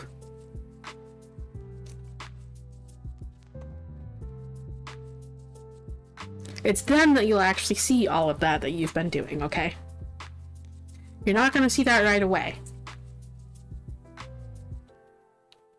So, just continue doing what you're doing, essentially.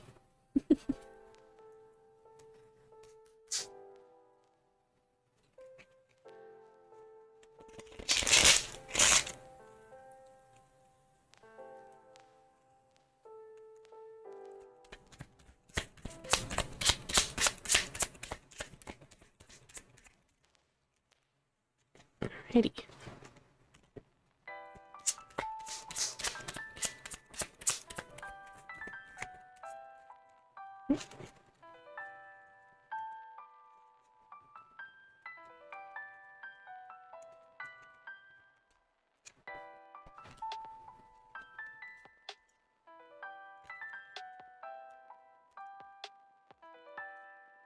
Alright.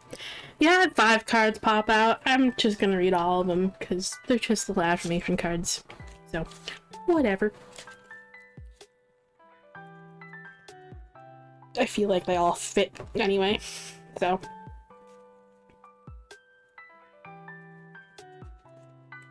We have. Yeah. I can create and maintain boundaries without losing love. These first 3 are definitely going to just kind of align with each other. I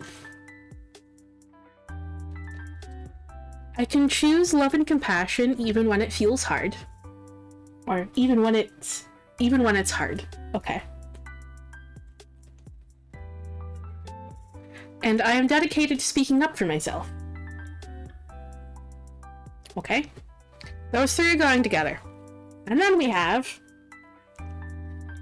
I can trust my intuition to guide me in my journey. And I invite myself to relax as often as I need. This is a card that they really like giving us, huh?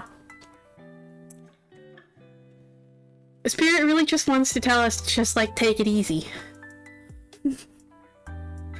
This is part of prioritizing yourself, okay? And putting yourself first. Yeah. Good for you. Good for you. Setting boundaries can be really fucking hard, okay? It can be. I know.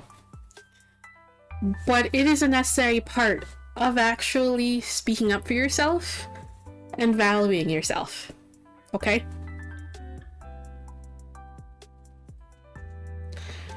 And you should be proud of yourself for that. You should be proud of yourself for that. And even though it may not mean much to you, coming from someone who you perhaps don't know too well,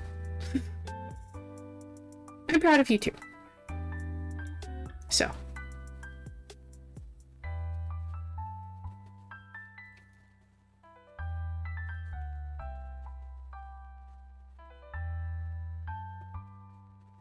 But yes,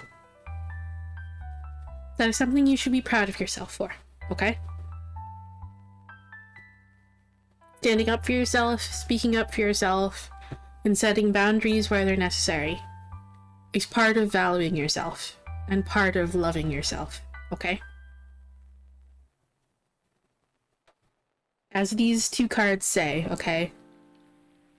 It doesn't mean that you're not being, like, rude or mean or anything, and it doesn't mean you care any less for this person. Okay?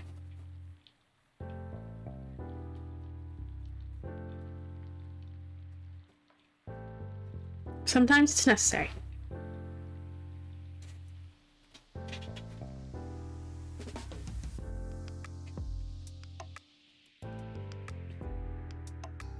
Alright, and you also had Therapist's card redeemed. So, let's see what that wants to say. Yeah, exactly. It also does mean that you care about the other person too. But it's mostly about, you know, valuing yourself. Exactly. And treating yourself the way, and ensuring that you're treated by other people the way that you deserve, okay? That's what boundaries are all about.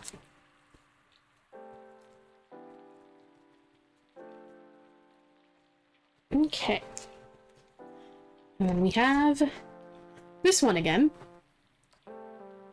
Adam got this one too. You are doing enough. It's going to be okay.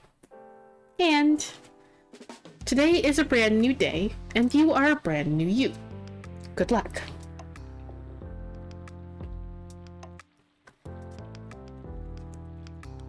So, take it one day at a time. As I always like to say with this card, with the bird, take it one day at a time, one step at a time, okay?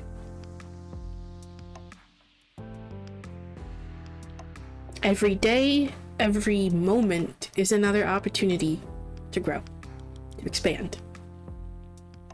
And it may not seem like much in the moment, but at some point in the future, you'll be able to look back on it and see just how much those little moments have actually added up to, okay?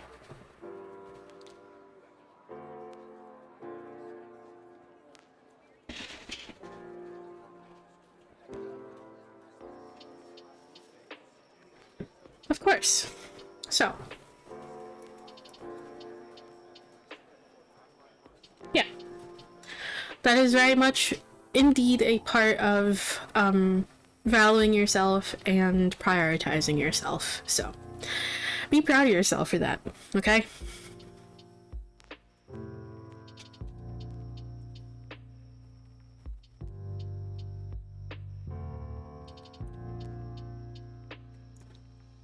Alrighty.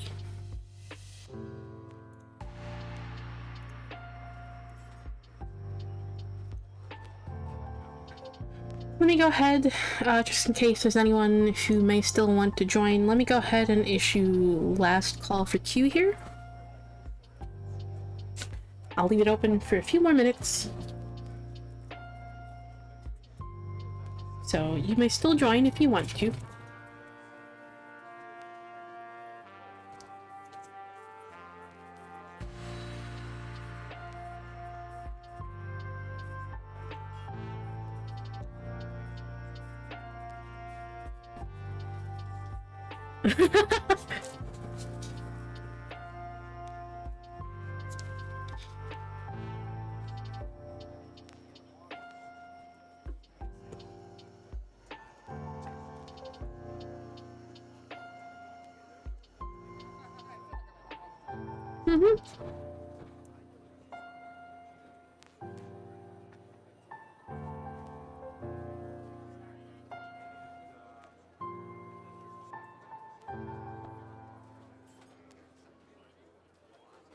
Hello.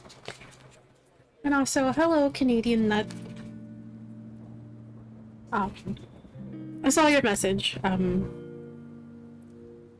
Just forgot to respond to it.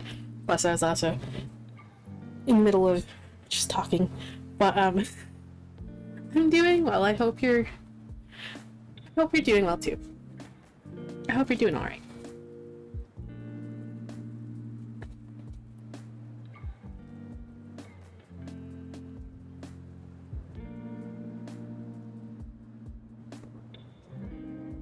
Alrighty.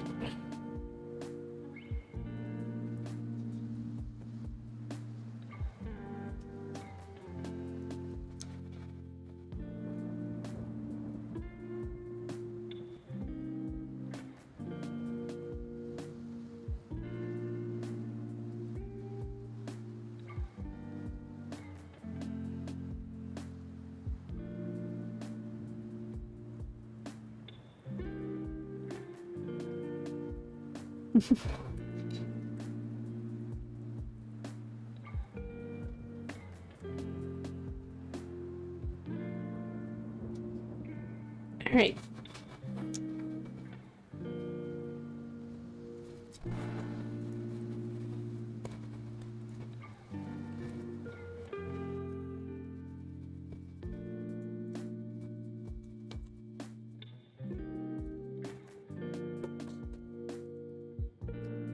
All right. Let's see. What message do you have for you? What message do you need to hear tonight?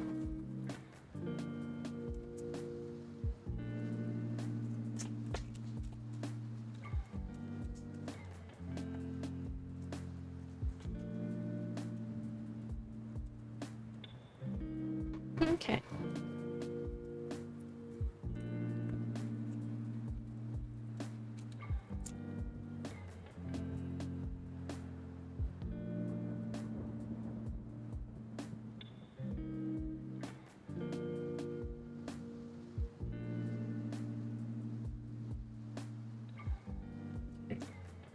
Right in reverse. Right in reverse.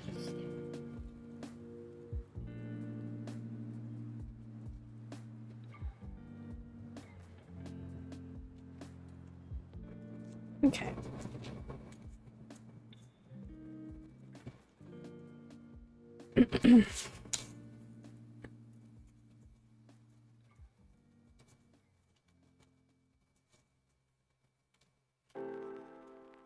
Well, we have the Tower, Seven of Swords reversed, and Ace of Wands. So, definitely just kind of pointing towards a period of struggle. You may still be going through it, or this may have just been, you know, like in the past. Something that's recently occurred here for you that just kind of left you,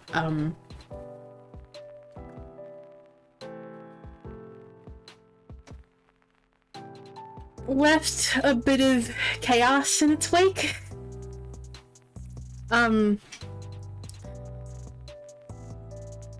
And this just kind of caused, like, some structures and, like, foundations in your life to just kind of be, tossed around a little bit. Still going through? Okay. I'm sorry.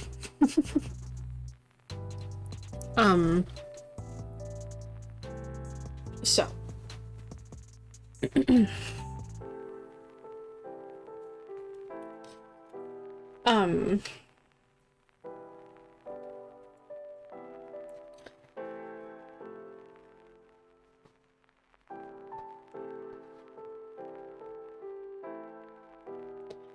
I'm getting the sense that this is just kind of like external forces here. I don't think that this is necessarily just kind of coming from you. Did this, like, you don't have to, like, go into detail or anything, because yeah, you don't have to talk about any of the things that you've been dealing with if that would make you uncomfortable and all that, but does this situation involve other people?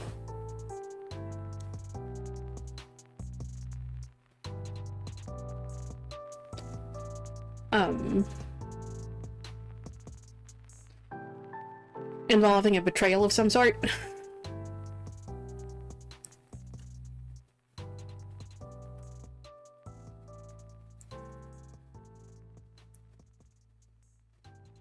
Yeah, because the Seven of Swords reversed typically refers to external forces rather than internal forces, and the Seven of Swords is all about just kind of, betrayal is the word that frequently comes up, but it doesn't necessarily have to be about betrayal. Yeah. It's just, it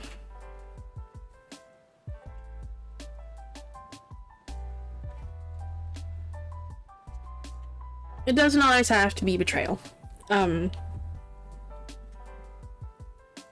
It's just generally a painful situation, that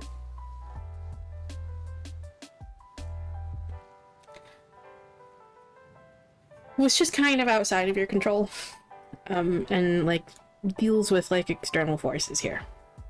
Okay.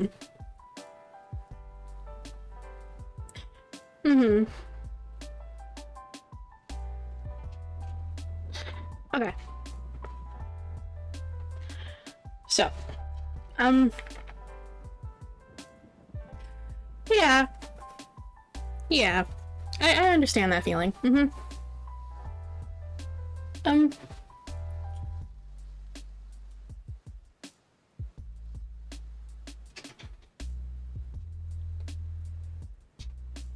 so there was a card that did flip over that didn't pop out. I'm gonna pull it out anyway because I feel like this does have relevance.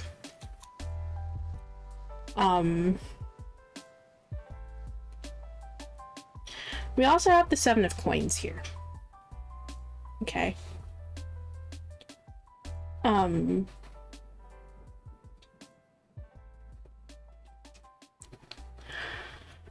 So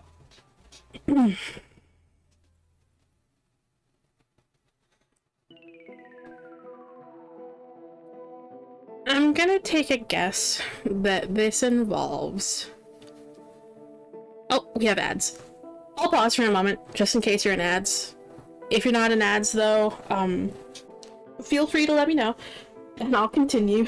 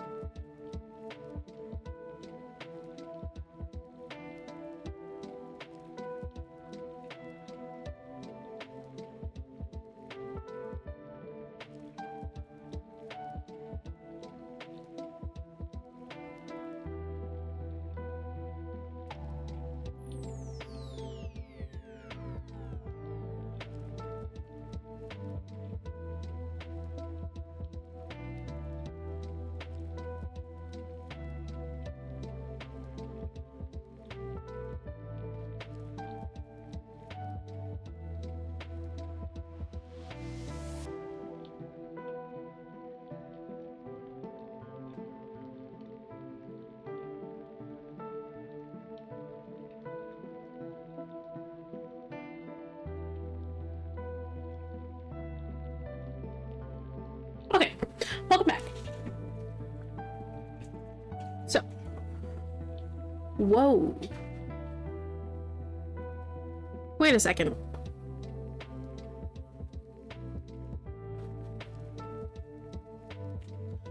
Why does it say the ads are like...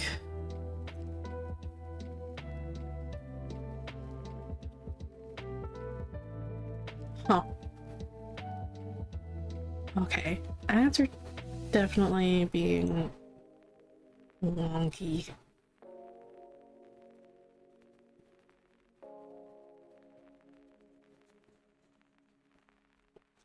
Huh. Anyway.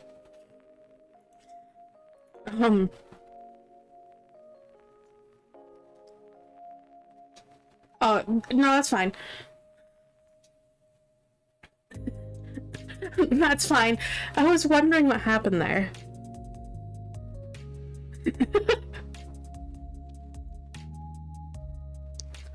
That's fine.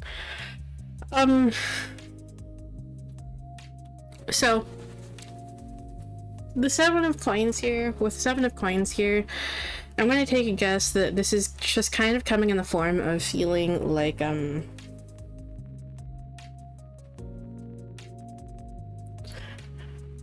feeling of lack. A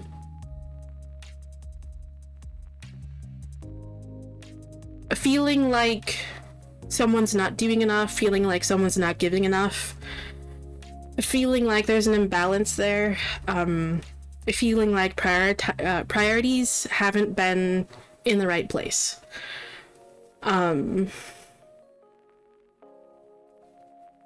Making sacrifices that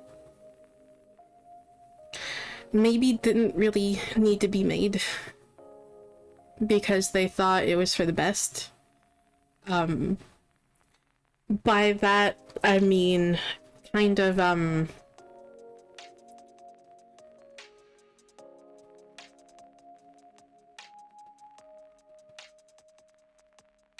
this can come in the form of, like, many things here.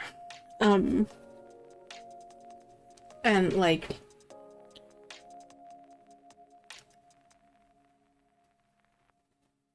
this may not be exactly how it's, like, playing out or exactly what it's involving here, but this could come in the form of just kind of, like, perhaps someone's just kind of, like, sacrificing time, in the name of just, like, work or, creative passions, hobbies, when that time could be spent doing other things.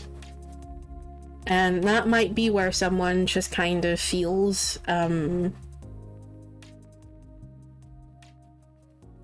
might be where that sense of betrayal is kind of coming from.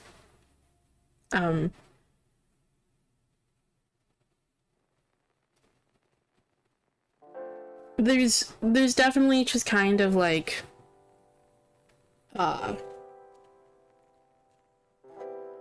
with the Seven of Coins, it's definitely just kind of like the feeling that priorities aren't necessarily in the right place. And again, this I don't think this is with you. I think this is just kind of like going along with like the external forces here. This might be just kind of what's going on with you. Okay, there are the ads. Hold on, I'll pause again.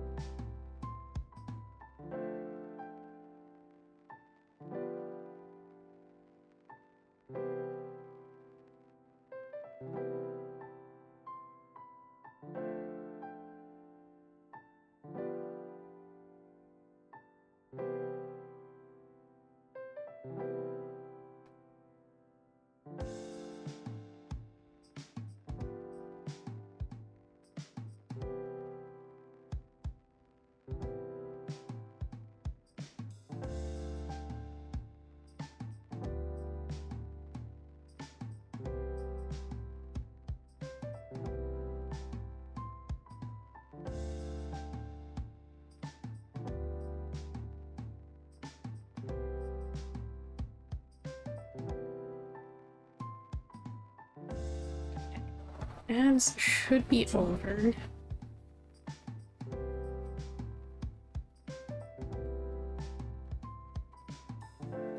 So ads have been in general very wonky lately anyway.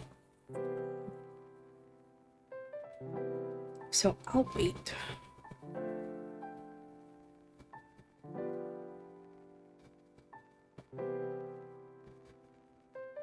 Welcome back. So, I don't know, as I was starting to say, I don't know if that's like making sense to you or if that's like yeah. But there's definitely just kind of a feeling of just kind of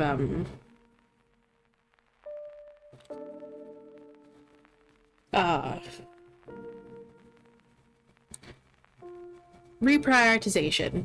Priorities might not be in the right place. And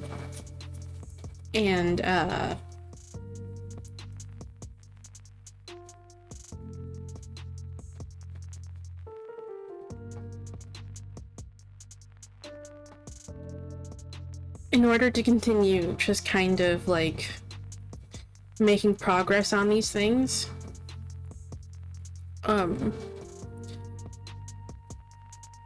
it's time to readjust, okay?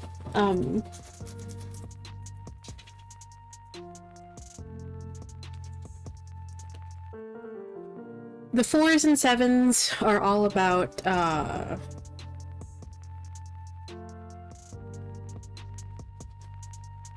4s and 7s of any suit are all about just kind of pausing and reflecting.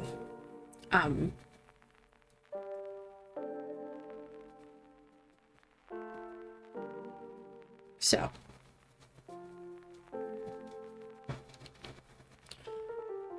It may be time to just kind of like pause, reflect on the situation, see where adjustments need to be made, and if things could be like just yeah, where adjustments need to be made.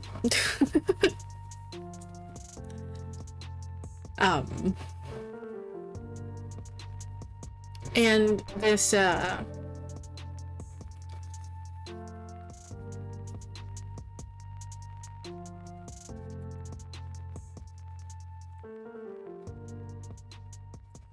this Ace of Wands energy, which is all about just kind of, like,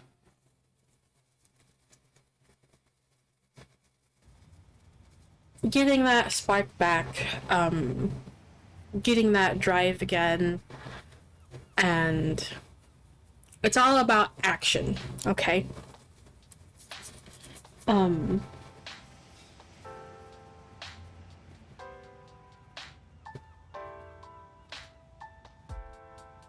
This moment lies ahead, okay? Even if things are still seeming very difficult at the moment,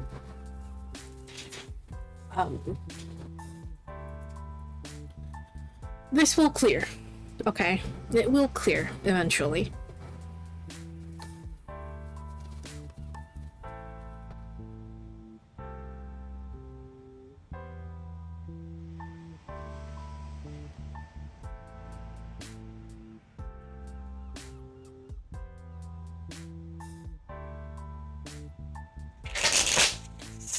We're gonna see what the Oracle deck wants to add here.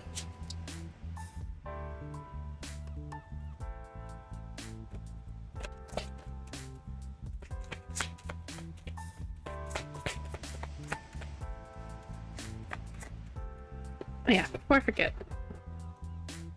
I almost forgot. Let me go ahead and close the queue there.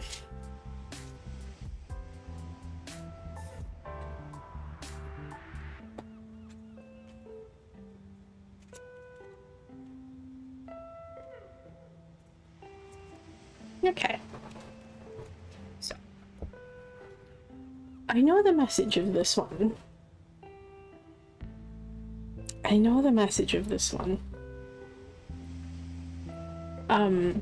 You have here Sacred Rage.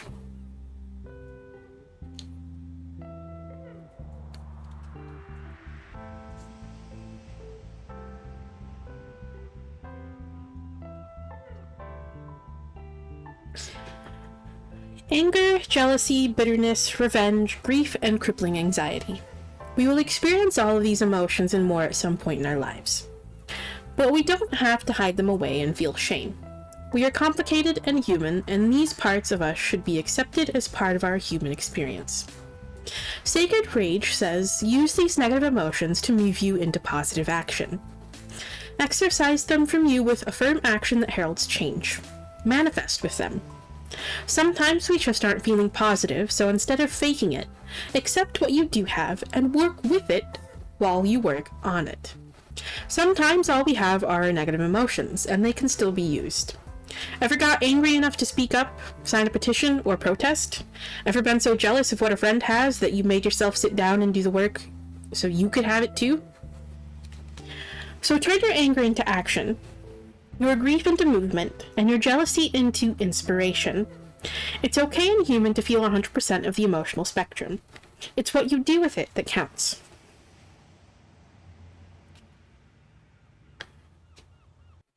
Spirit communing section for this says, your ancestors have seen the circumstances that have led to the feelings you're experiencing now, and they sympathize with you. Ask them to work with you through this so that you can emerge from this time wiser and stronger. They remind you not to feel guilty or shameful of your emotions because all emotions are valid and human. Your spirit can lie in wait, ready to extend the hand and begin.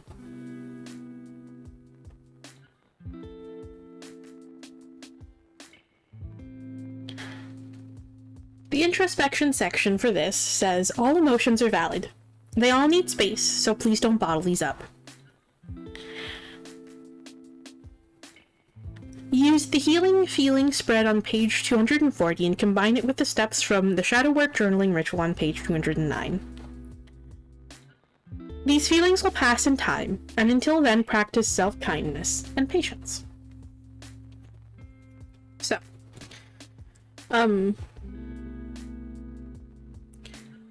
it's okay. I know there are a lot of people out there that will tell you that those emotions that they talk about, like anger, jealousy, bitterness, anxiety, and like all those other emotions, they'll tell you that those emotions aren't, you know, healthy, and that they're not good, and that nothing good can really come from those. But that's bullshit.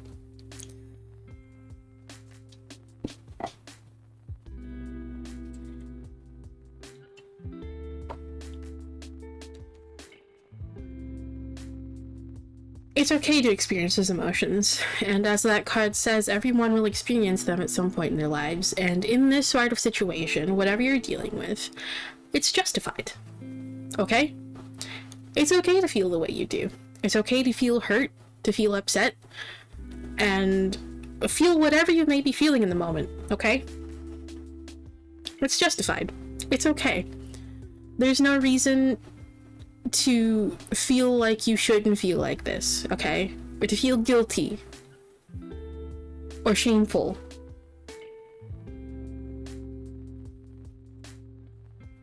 Your emotions are yours to feel. No one gets to tell you how to experience them, okay?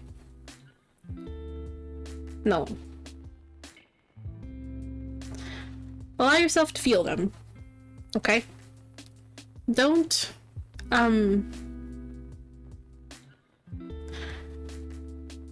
bottle things up or push things away.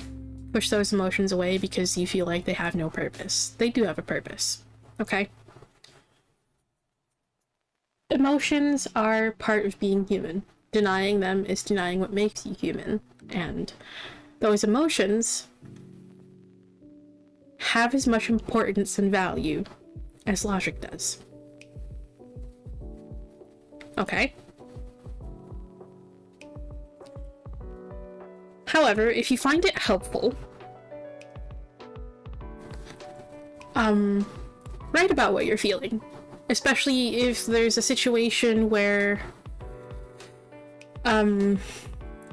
if you're dealing with a situation where, like, talking and communicating with others about this is impossible, or just difficult, especially if you're just kind of worried about hurting others' feelings, okay? Write about it, okay? Write about it. Write down everything that you're feeling. Be honest.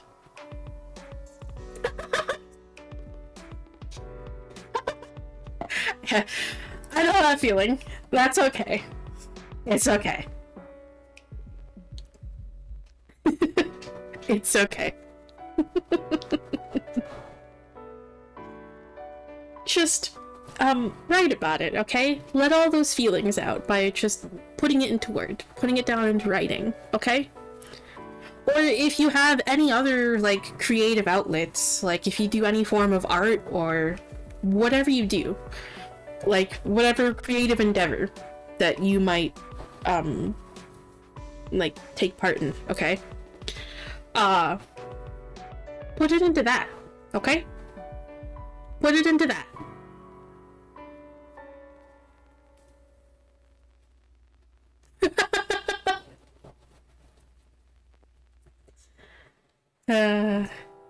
Yeah.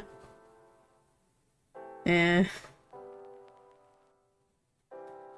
Also, like, yeah. It's okay.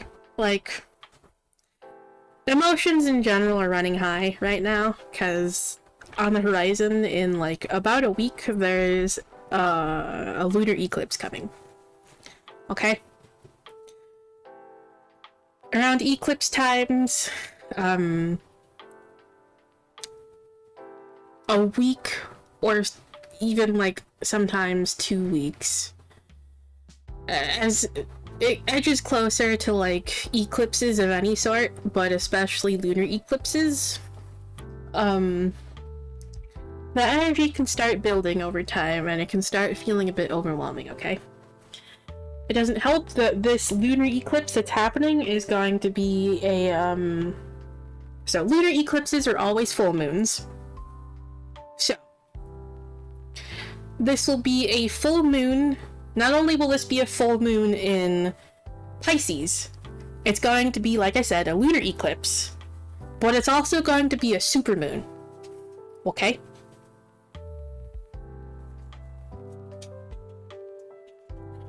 Yeah, but doing that inner work is necessary.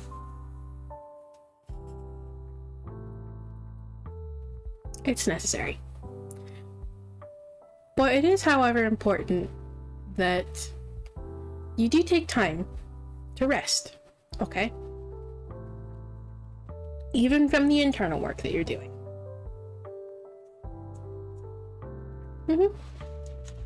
So take a break from it.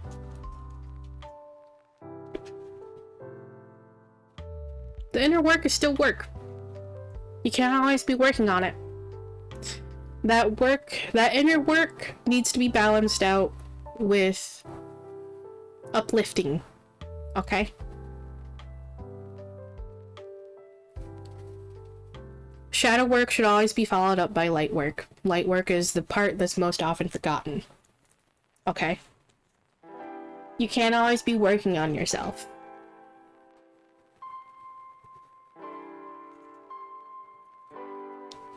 You can't always be working out yourself because even that's going to exhaust you over time. So, take some time for yourself. Yeah. That might be where that 7 of Coins energy is coming up. For you. Is that you're just kind of, working yourself to death?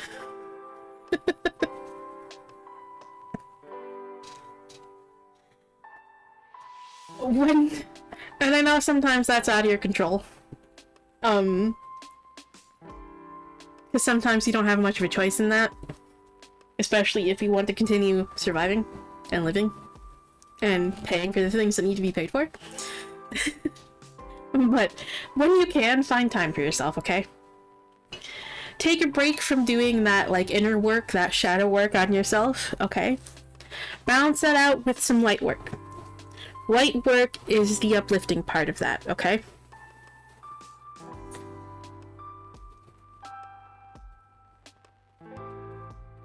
Write about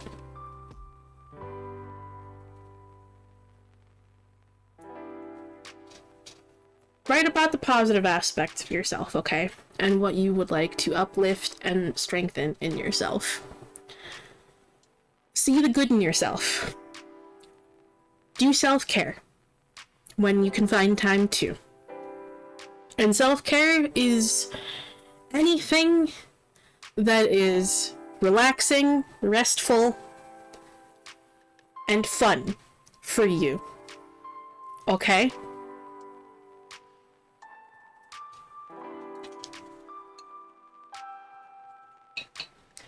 If you're never doing light work, that shadow work is going to weigh way too fucking heavily on you. Okay?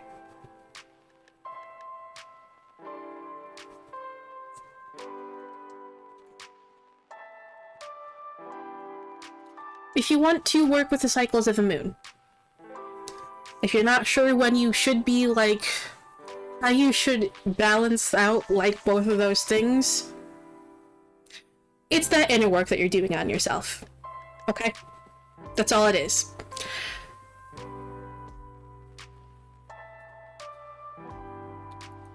It's dealing with all that heaviness, all the trauma, pain, all your inner flaws.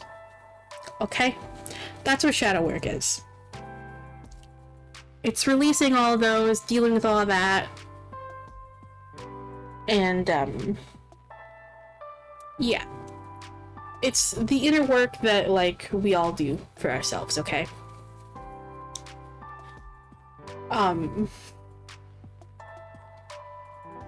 That should be followed up by light work, which is, like I said, the uplifting part of that. Because that inner work can get very, very heavy. Because it's dealing with all the nasty shit that we carry with us, okay? If you're constantly doing that, you're going to wear yourself out. You need to also be taking time for yourself to see the positives in yourself and hype yourself up, okay? You need to be doing self-care, doing things that you enjoy. Like I said, self-care is anything that is relaxing, restful, fun, things that you enjoy doing, okay?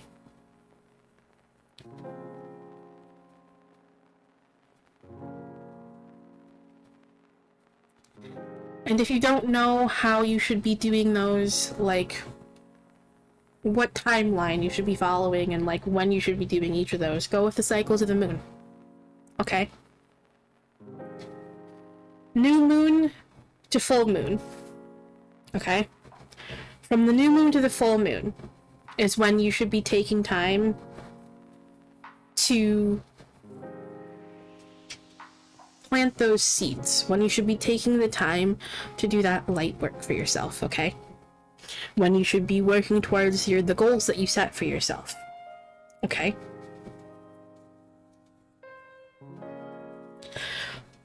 Full moon to new moon, shadow work. But don't forget to take time in between that to rest, okay? Especially like the, what is it? The third quarter moon? From the third quarter moon to the new moon phase, that's the best time to do shadow work. Full moon to third quarter, rest. Work with phases of the moon, okay?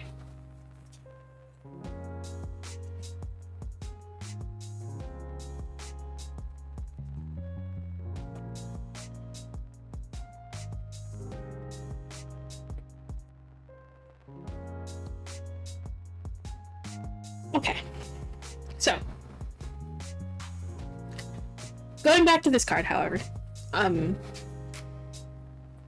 anything that you're dealing with right now, okay, any of the emotions that you're feeling that perhaps you don't really know what to do with, write about it, okay, especially if you can't talk about it with the person in question, or it's like a situation that you can't really, yeah, it's just a situation in general and there's like no one to talk to about it. Just in general, to help deal with those like emotions that you're the heavy emotions that you're carrying, the things that you're feeling, okay? Write about it. It'll help start to unravel those thoughts, okay? And it'll help put those feelings into word. Okay?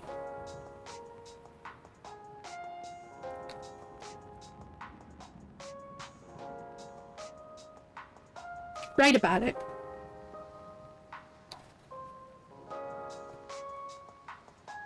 Especially if it deals with another person and you're worrying about like stepping on toes and just hurting someone's feelings.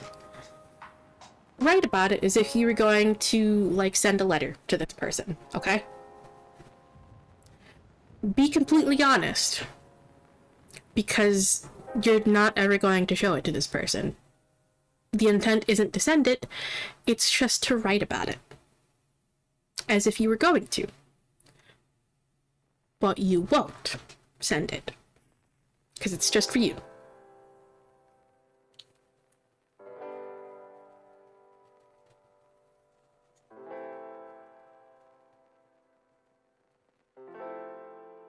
Write about whatever you're dealing with and allow yourself to just feel everything completely and be completely honest with yourself in those moments, okay?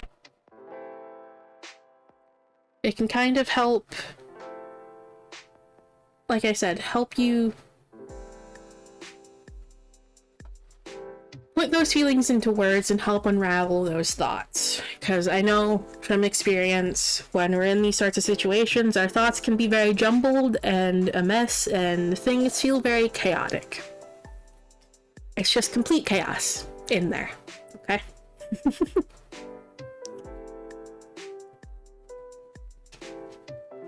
And doing something like this is kind of a way that helps you unravel those, okay? And again, don't put too much pressure on yourself to, like, do any of this. But when you feel called to it, do it, okay? If you feel like it would help you, even in the slightest, and you feel like doing it, do it. But also remember to take time for yourself and to take rest, okay? Those moments you have for yourself shouldn't always be put towards actually doing things. You should be also taking time to rest. So.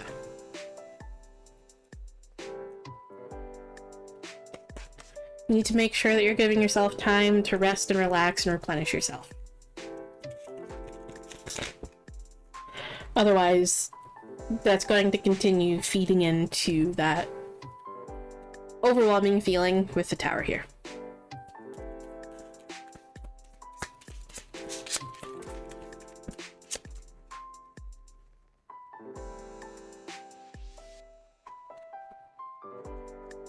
Alrighty.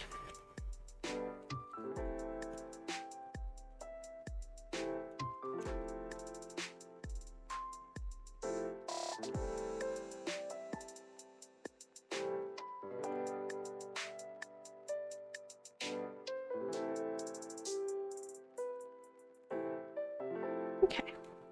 So we have... I am open to loving myself unconditionally.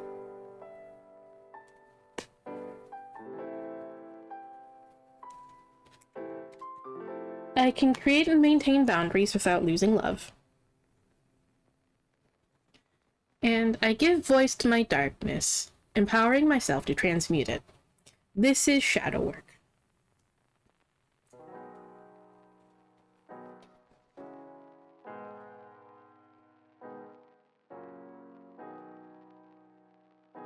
Alrighty. So, I hope that message helped. Like I said, don't overwhelm yourself with it, okay? Take time to rest. Take time to rest. Do it when you can. When you feel called to it, okay? You don't have to force yourself to do this.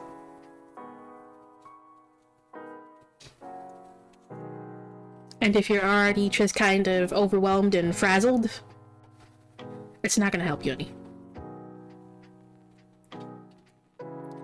So rest.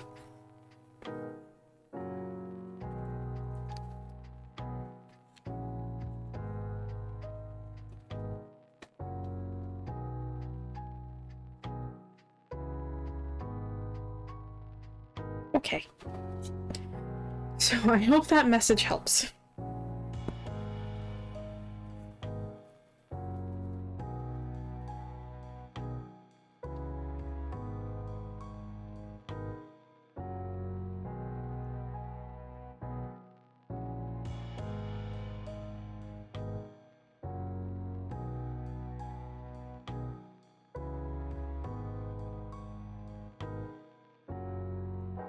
Okay.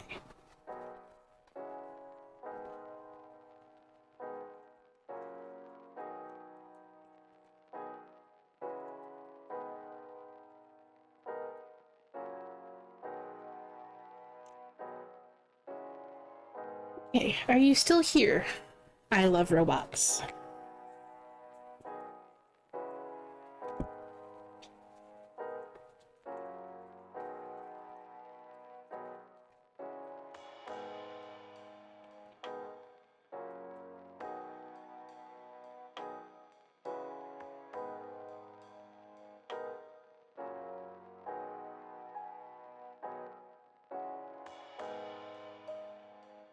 Oh, you're fine.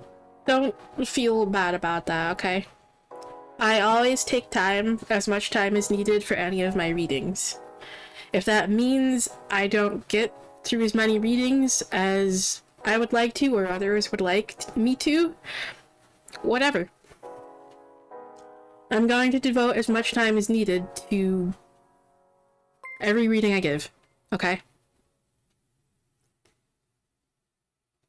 And if people have a problem with that, whatever. So, no, don't feel guilty about that, okay?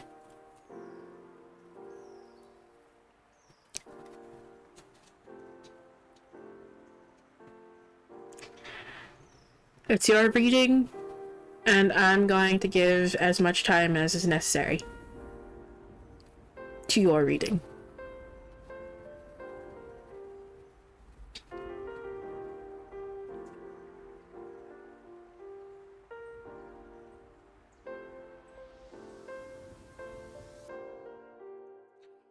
Also, hello, Light Seeker. Also, I'm sorry, my queue's closed for the night.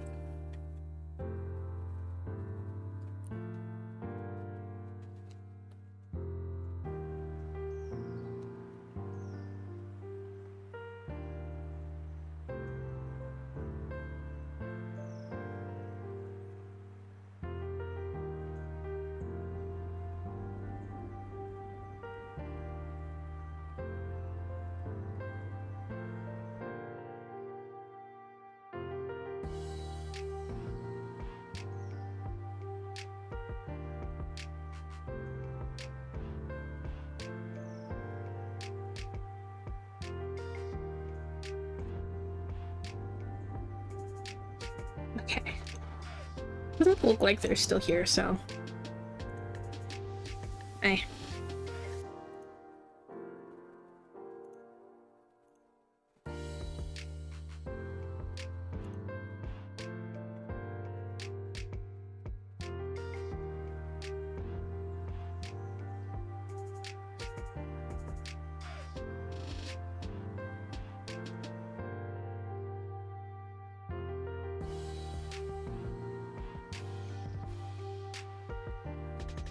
Okay.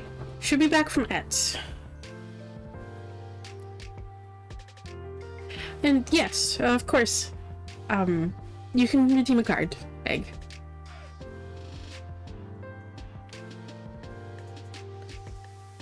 Redeems and like, card redeems and like, paid readings are always allowed. Even if my queue's closed. So, go for it.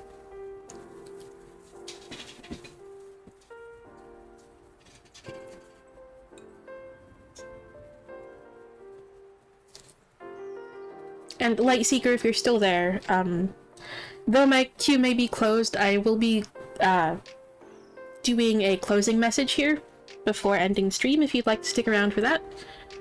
Otherwise, thank you for stopping by.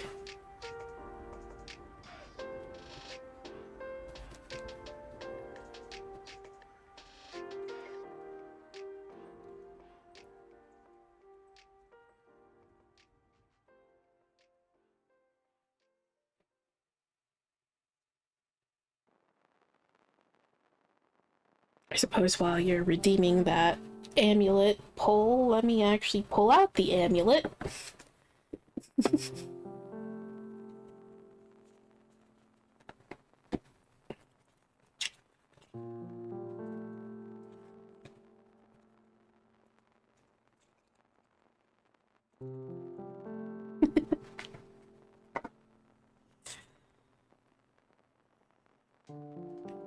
So I take it you have a feeling that he's going to admit feelings at some point too?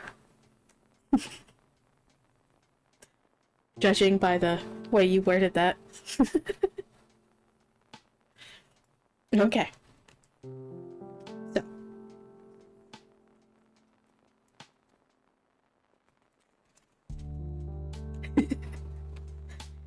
Okay. Let's see. What answer do we have for you here, Egg?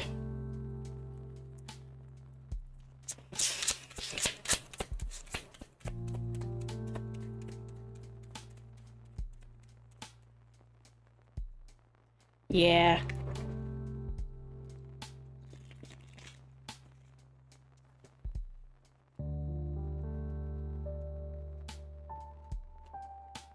Yeah.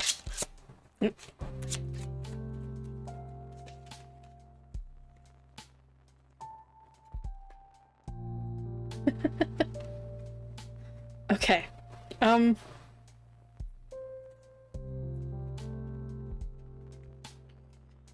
So we have an answer to your question is beyond a doubt, which is an affirmative card.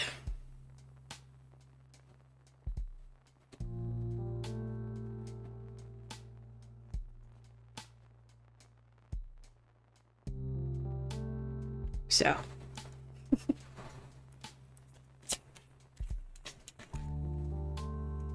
Yeah, I had a feeling that there was another card in there. Yes, that's an affirmative card. Mm-hmm. It's in the bag, is your second card.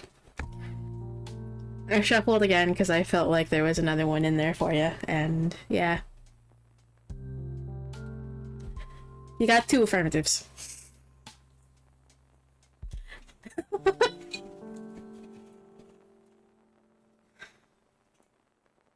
I know, that card is like to pop out for you so much.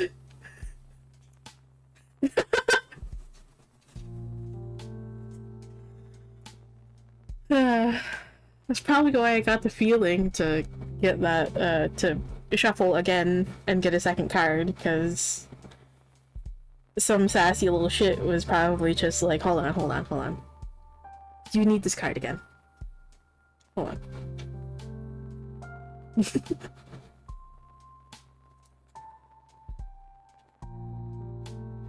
Yeah, and then it ends up being on the top of the deck so that when you change your mind, sassy little shit gets to tell me, pull it.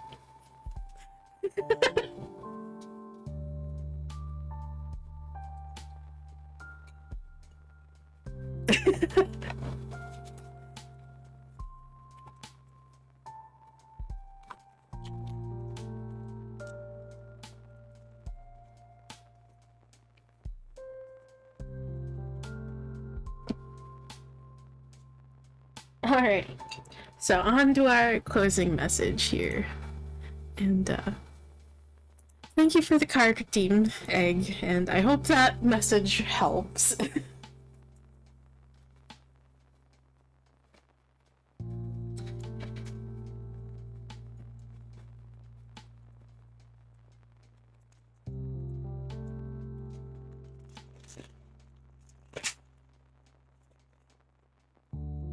Okay, so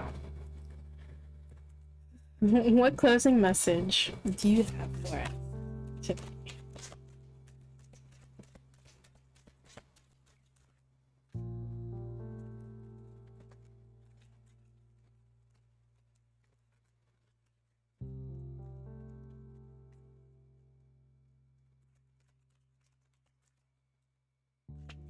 Yeah, I know that. I know that feeling. It's a feeling I frequently deal with, which is why I tend not to really just kind of,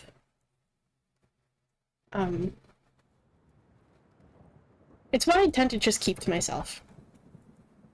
And pretty much every experience that I've had, where I've tried to, like, be more open and just kind of talk, has led to me inevitably just kind of feeling annoying and like I don't belong.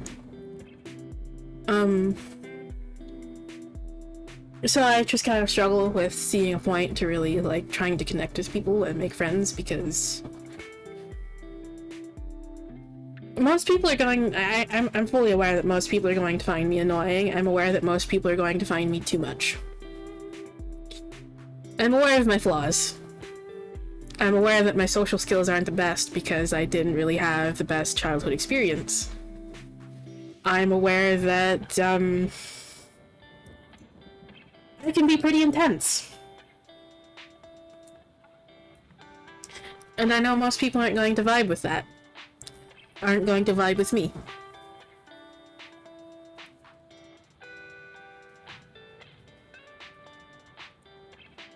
So I tend not to really try to make too many friends and just keep to myself mostly, because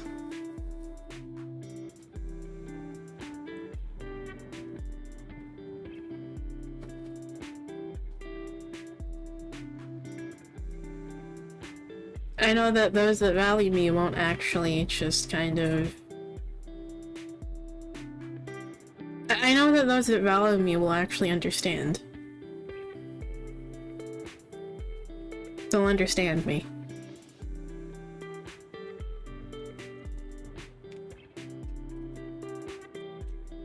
And they won't make me feel like an outcast.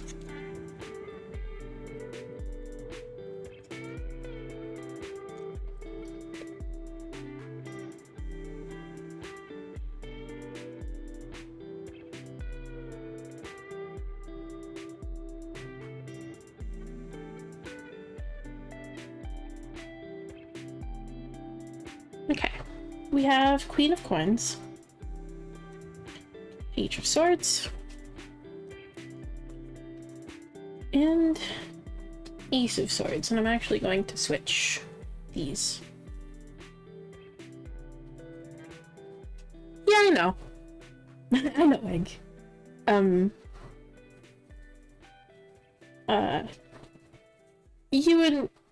You and Bree are like the two, and well, also Kels. You guys are the guys that I, like, mean about, like,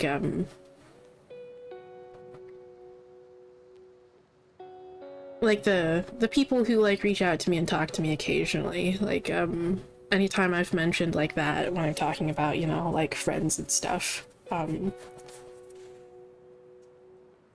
It's not that I don't ever, like... I also do want to say that it's not that I, like, separate those two because I feel like you're not friends and I don't consider you friends. It's more so that,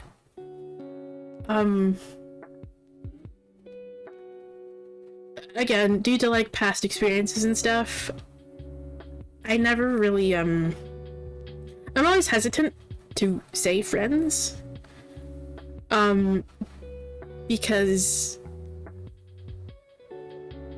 I don't know how the other, how like the other people feel, and whether they'd actually consider me a friend too.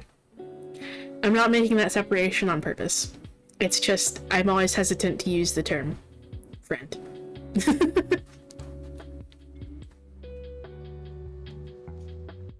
So, you're included in that, yes. So, I know. I just tend to be a pretty quiet person in general. So, even with friends.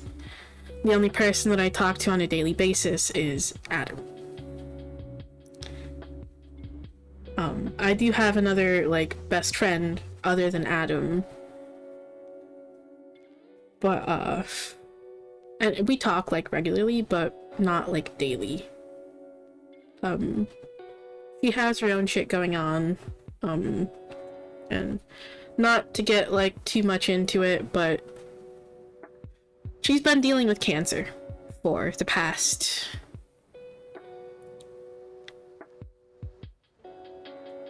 don't even know how long. It's probably been like 5 years or more.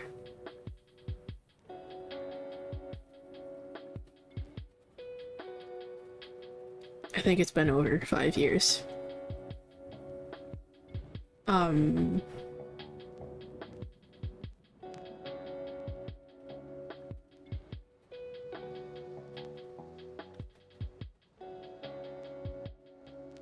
So she's not always feeling very well and doesn't have the energy to be social, so we tend to go for long periods without talking, but that doesn't mean that like we're any less close. And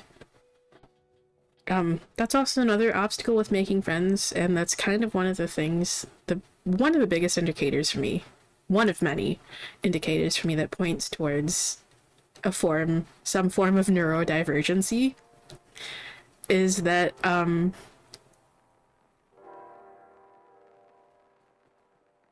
I've always been like the sort of person who like despite like long stretches of time without communication and stuff, once you've been established as a friend, it doesn't matter how long we go without talking, there's not really going to be any like hard feelings or, you know, like loss of like closeness or anything. Whereas apparently a thing that people with neurodivergency deal with, it's not so much that they forget your existence, but it's just that object permanence is a bitch.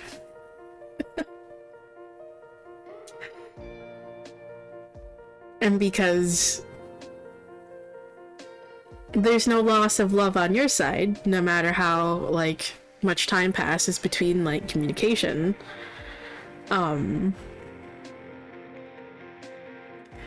doesn't mean that everyone else is always going to feel the same way, especially with like neurotypical people. So that's also posed another problem for like making friends, is because I tend to go really quiet for like long periods of time, just because I do struggle with feeling like a bother a lot. And I don't want to be too overbearing.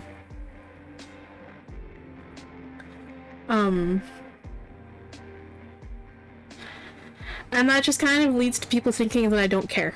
And it's just like, huh?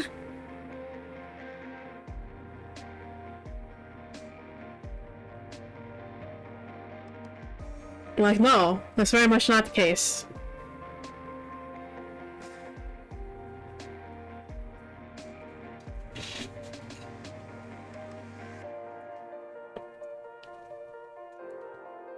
Like, when Adam and I were still friends, we went months without talking.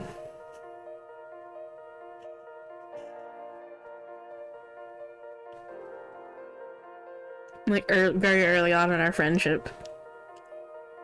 It was when we started spending a lot of time together, about, like, 8 years ago? 7 years ago? 7.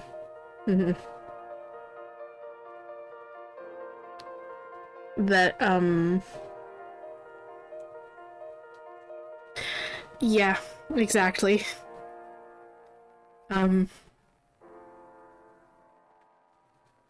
That is definitely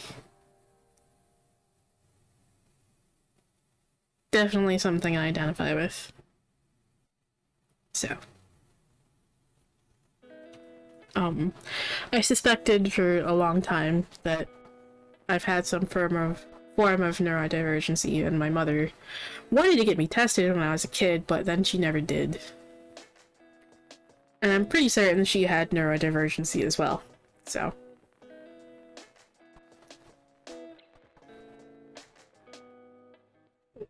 Thanks.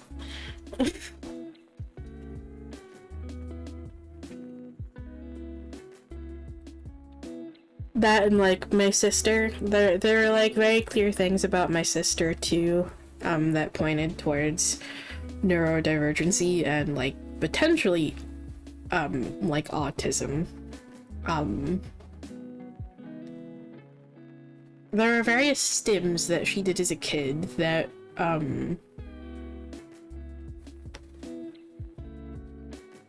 yeah, that was a behavior that she like trained out of herself, like as a in her mid-teens.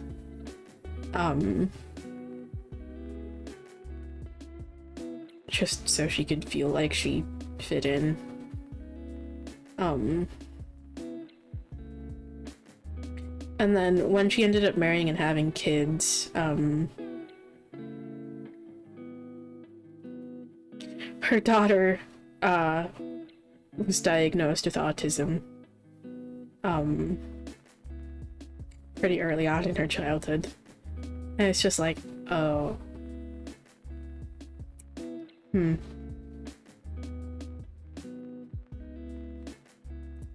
Well, thanks, Mom.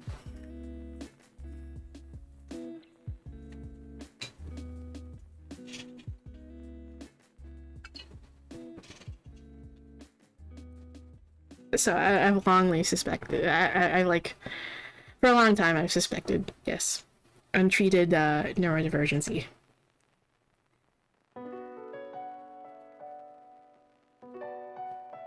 Because there are a lot of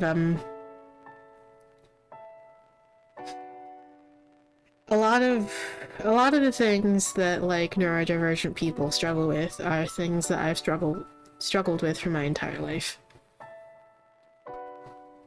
And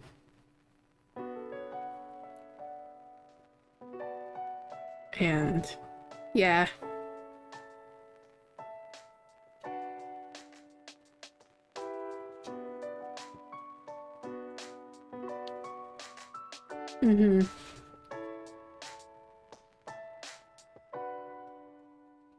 But yeah. So, I've always had very poor social skills, and untreated neurodivergency hasn't really made that any better. And unfortunately, I don't have insurance. I have no way to actually go get an official diagnosis. I have no way to get therapy. So, yay.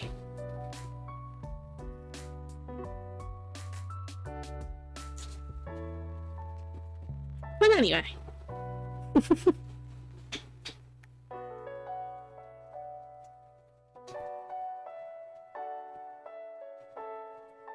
So.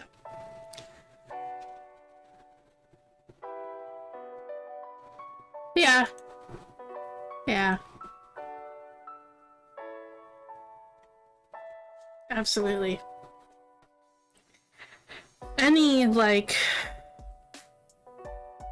Anybody different does not come out unscathed.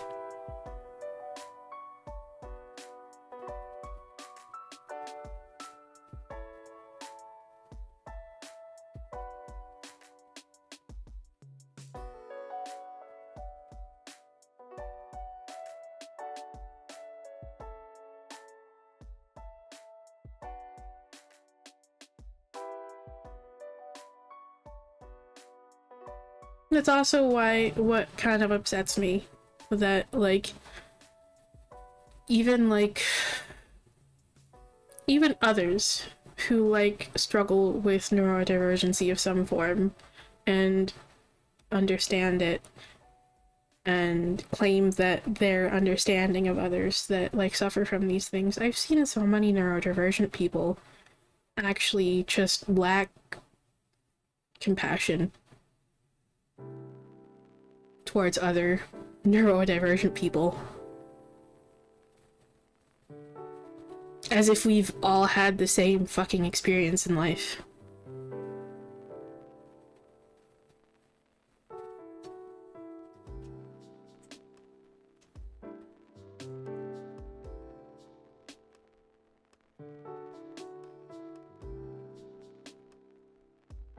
They claim to be understanding, compassionate, and offer grace to others like them, and yet they do the complete opposite of that.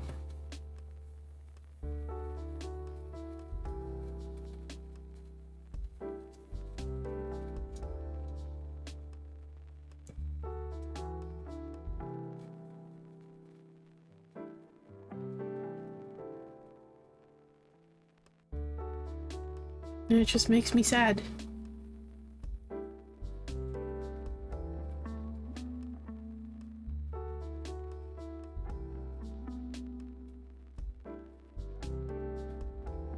You're still crooked. There we go.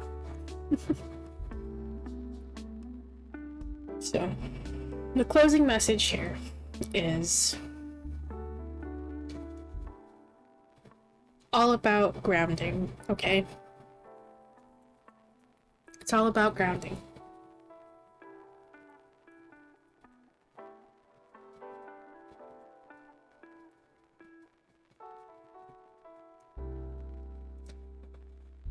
There may be a lot of confusion, a lot of, like, I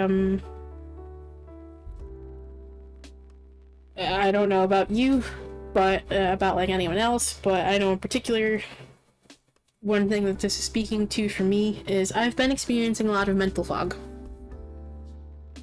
A lot of mental fog, okay? Like, my head has just been so foggy for, like, such a long time. And it's caused a lot of confusion and a lot of uncertainty because I felt a bit lost.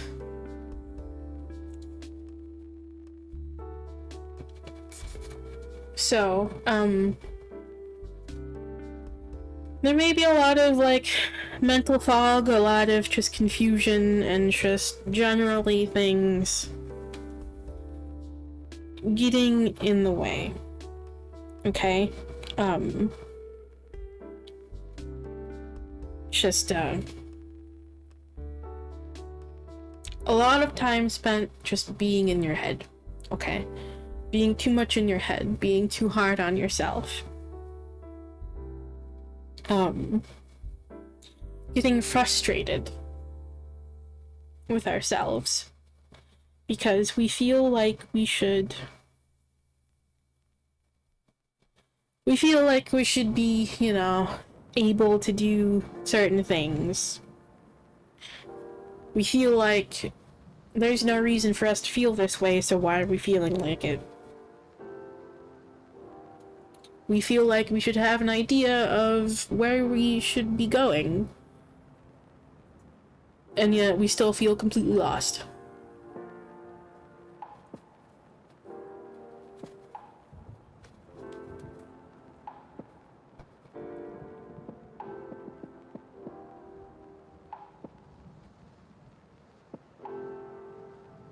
And there's just generally a lack of clarity with this Ace of Swords reverse energy, okay?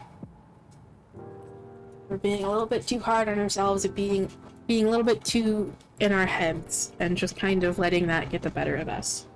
Okay.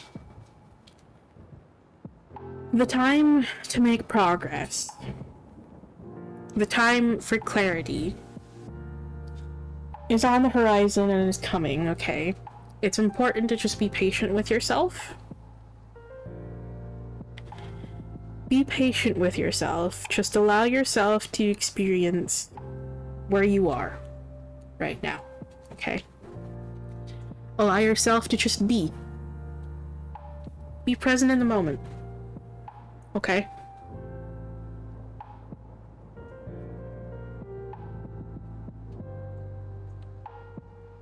Don't try to rush things. Don't put too much pressure on yourself, okay?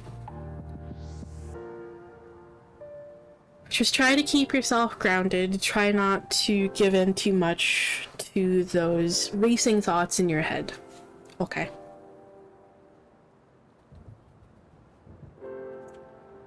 And know you'll find that clarity again. You'll see the way forward again. But for now, just be patient with yourself. Don't be so hard on yourself, okay?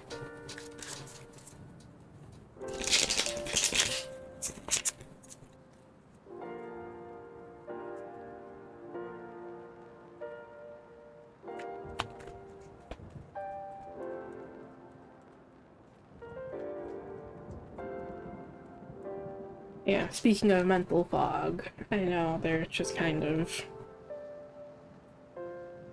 pushing me to just kind of, you know,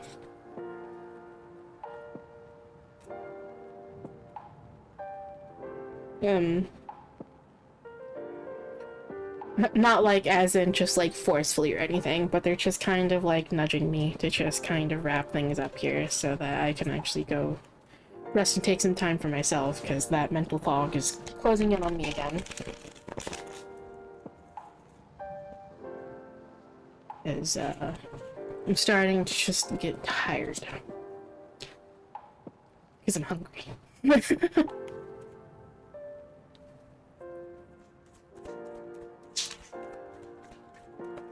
Yeah. I need to go take care of myself. Go get some fucking food.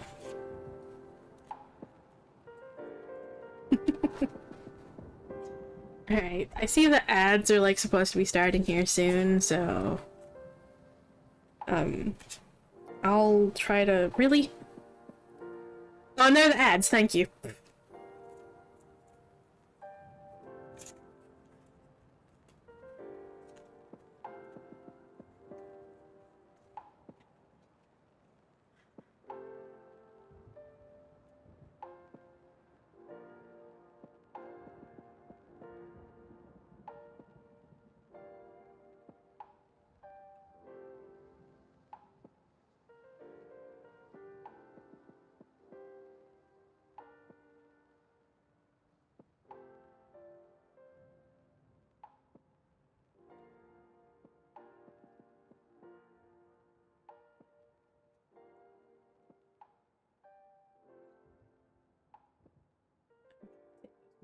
To drink some of my Snickers iced coffee.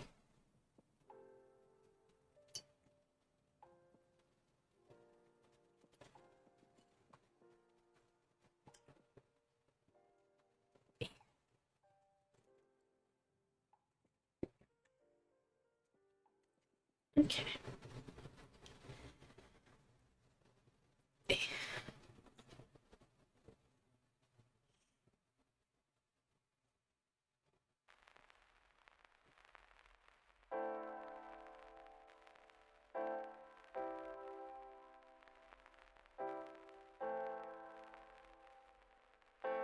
Okay. That should be over. Yeah. As I was starting to say, I just went really because I saw the second card that popped out. And yeah, that tracks. I felt like things are going to start clearing up around like the time of the eclipse, the 17th. And also, around the time of the equinox, which occurs on the 22nd. So, equinox is on the 22nd. We have here, going along with that Page of Swords energy, okay, Cunning. And Autumn Equinox. Thank you.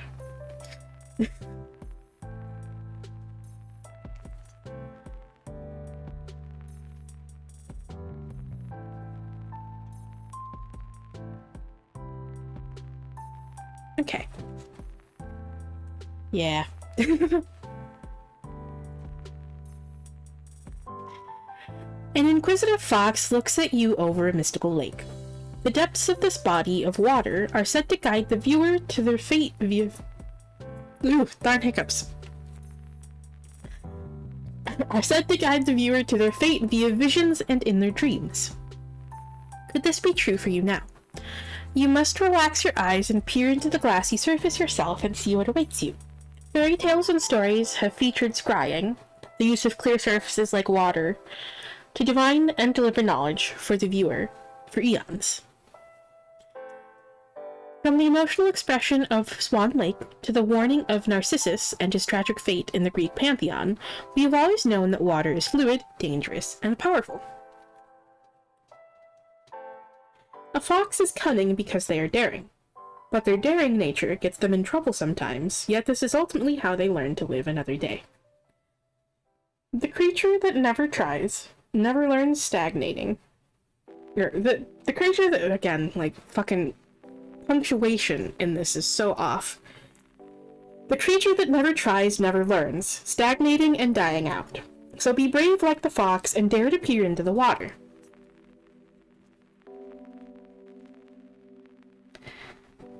Spirit communing section for this says, your guides are asking you to lean upon the knowledge you have gained from work. The back-breaking kind of work, from sweat and from falling over and over until you eventually succeeded. This is not the clean and tidy knowledge found in books, but that which is found by experiencing life. Recognize and lean on the past actions of your ancestors, too. Thank them for all they have done for you, and given through blood and time. And aim to live in a way which honors them and your highest self. So, you have your own experience. You also have the experience of your ancestors and your guides, okay? Again, going back to the opening collective. Yeah. This was a self-published deal, though, so... it's fine. Like, I understand. It just kind of makes reading it a little bit hard sometimes, which is why I stumble a lot. But, like, it's forgivable. It's excusable, because this was a self-published indie deck. That's fine. Completely fine. I understand that. And, like, not the fault of them at all. It's just that they didn't have, like, any, like, publisher to, you know, like, do any proofreading or, like, editing for them. So, yeah. This is all, like, self-done, okay? So, like, yeah. Not something that I hold against the author at all.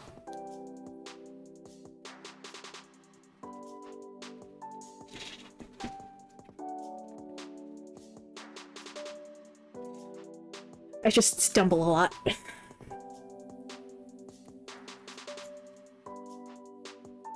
But yeah, so, as I said with the, like, opening collective, like, your guides can see, like, the bigger picture here, okay? They can see ahead, they know, like, they can see ahead and see the outcomes of things, and they have, like, all their experience and all their knowledge that they can, like, use to guide you, okay? Trust them. Trust that they won't lead you astray, that they're leading you in the right direction, and that they're not going to, like, let you go the wrong way, okay? That's not a thing that can happen. Okay.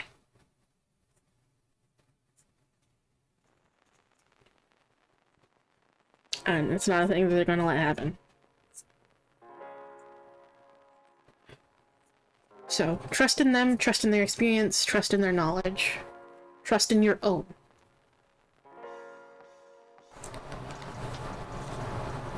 The introspection section says, this card speaks of the messy kind of wisdom gained from experience, from being at our lowest and then triumphing.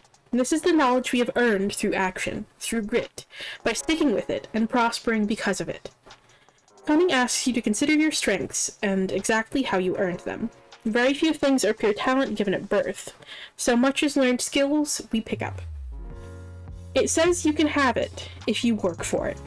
Are you prepared to do what it takes? So, again, trust in your own experiences, trust in your own knowledge.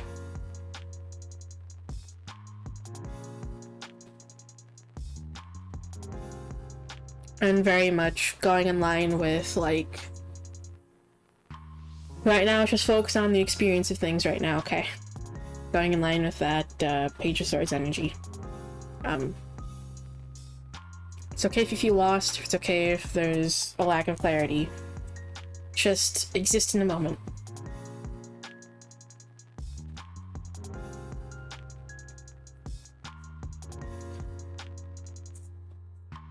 And,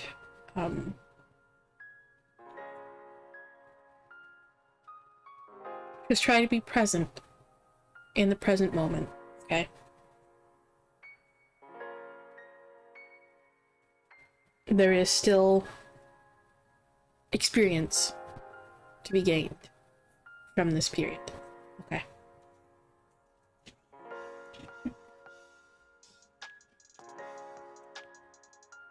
And then we have Autumn Equinox.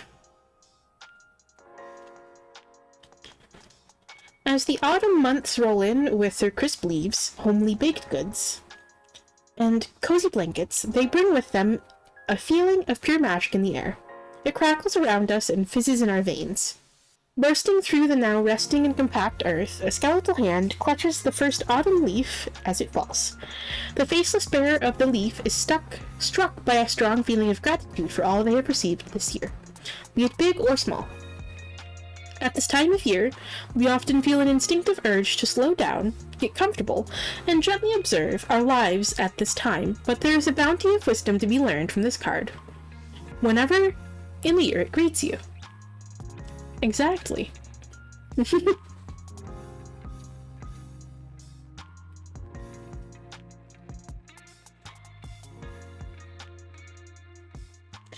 Spirit communing section. Speaking of autumn, as soon as I started reading this card,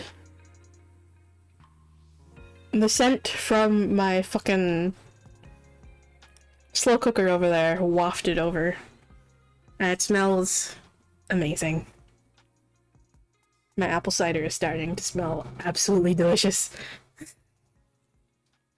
I'm gonna have to check on it after stream here and see if I need to make any adjustments. Smelling very appley and cinnamony.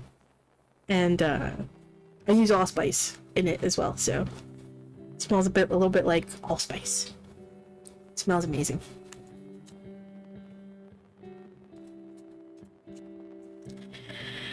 Okay, spirit communing section says, it's time, your guides say. Time to take stock and evaluate your journey. Whatever the season you find yourself in, currently, autumn equinox, both the card and the season, have great wisdom to teach you. Try the gratitude expression ritual on page 189 to get you in the mood for fall and feel abundant in joy any time of the year. Remember that you are a source of magic. You are not separate from the universe. You are part of it, and it is within you. As above, so below.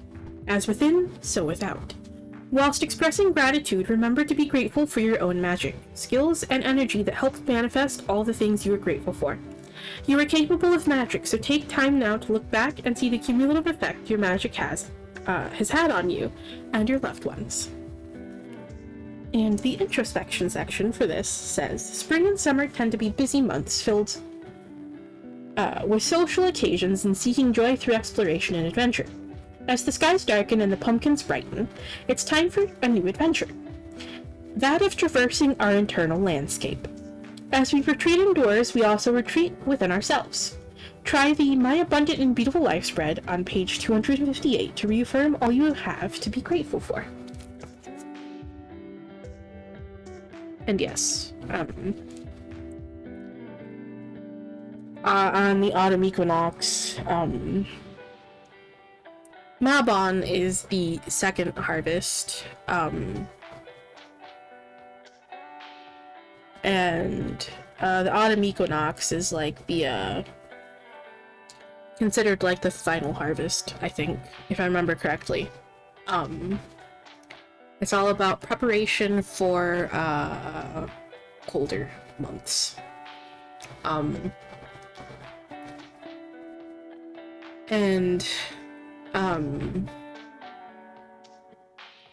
Wait, did I say Mabon? Autumn equinox is Mabon. I meant Lammas, or as others like to call it, Lunasa, I think, is what it's called.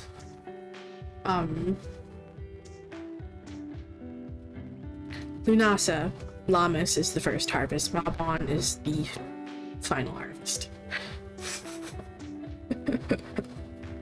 Sorry, like I said, mental fog. I'm hungry, I need to go eat.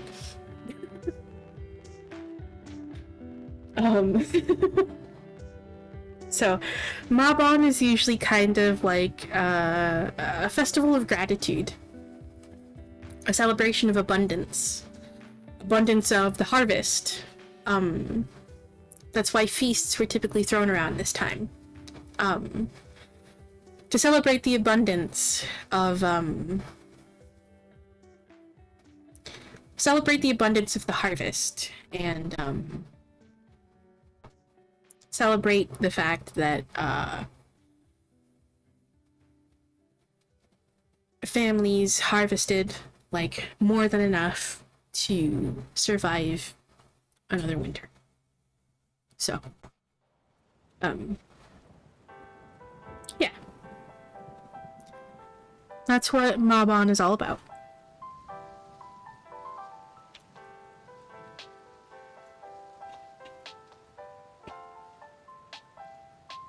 So.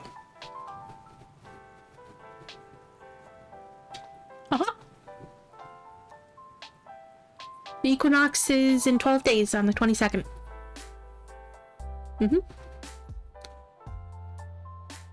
Yeah. So I get what you meant, yeah. Yep.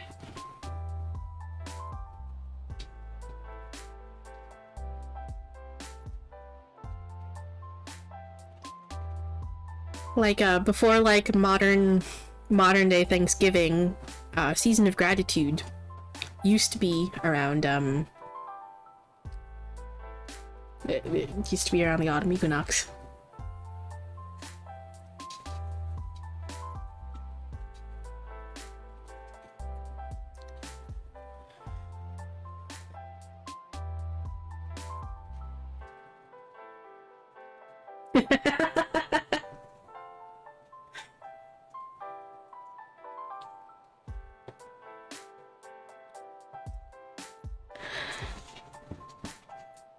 But anyway, so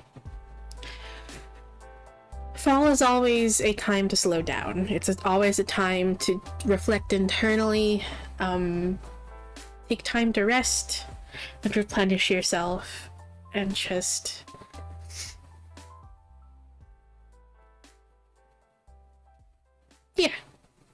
just chill. So don't feel guilty during this period of confusion if you need to take more time than usual to just rest and replenish yourself. But also, I do get the feeling, because I've gotten this for myself a lot lately, I've just kind of felt it for a long time, is that there would be a lot of change around this season, this year, and particularly around the eclipse. So,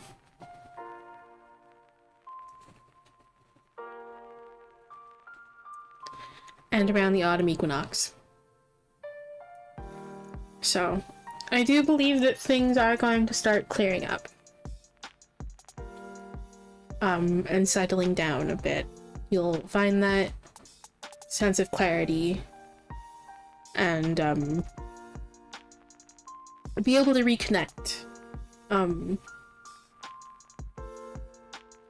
Like if you've been kind of feeling a bit disconnected lately from yourself, feeling a bit disconnected from your inner knowing and your intuition and all that,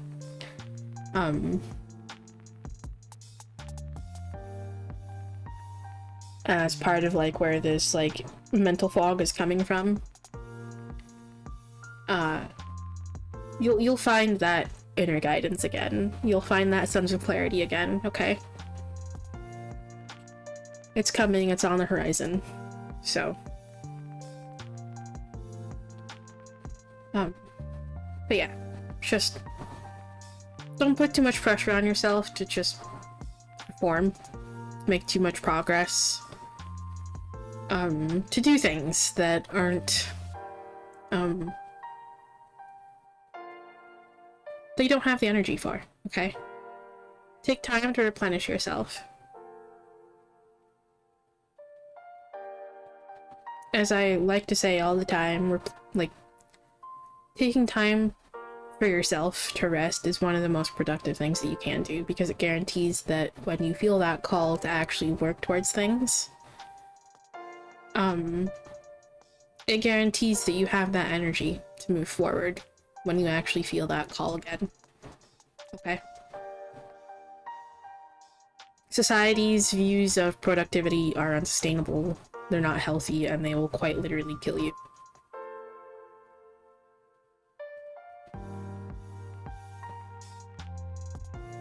And they can go fuck themselves. So.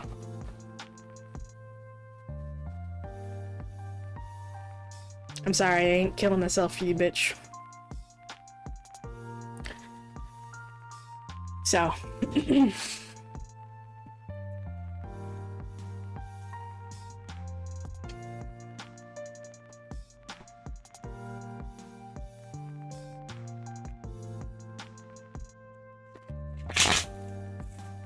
Alrighty. And then to close it out here, I've streamed a lot longer than I intended. Oops.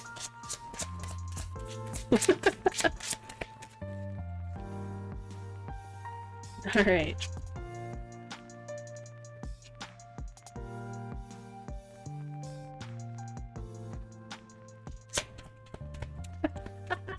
What was it?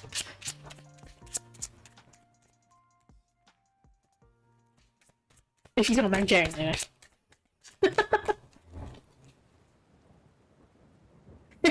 Yeah.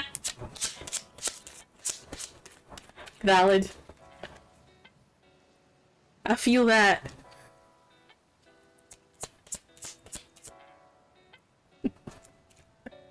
I feel that.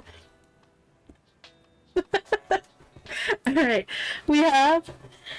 I understand life ebbs and flows. I can ride the waves as they come. So. There's always a natural ebb and flow to life, okay? And the same should apply to you. You can't always be working towards things. You need time to rest. There's time to rest, there's time to take action, okay? I was talking about it earlier with, like, the phases of the moon, okay? Look to the moon for inspiration. Look to the seasons for inspiration, okay? There's a natural ebb and flow to all of life. And so, too, should there be a natural ebb and flow to you and your life. Take time to rest. Okay? Take time to rest.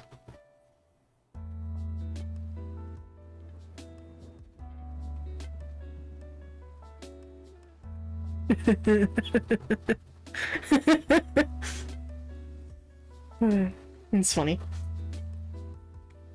Alrighty. So, I hope that message helps for whoever needed to hear it. But with that, unfortunately, it's time for me to go.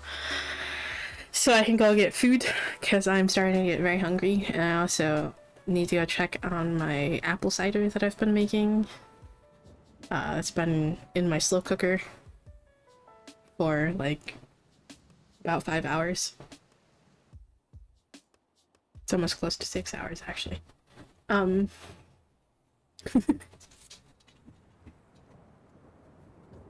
So.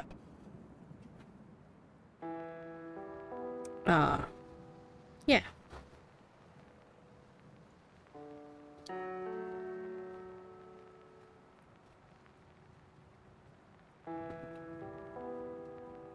That was a stomach growl. I think my mic actually picked that up.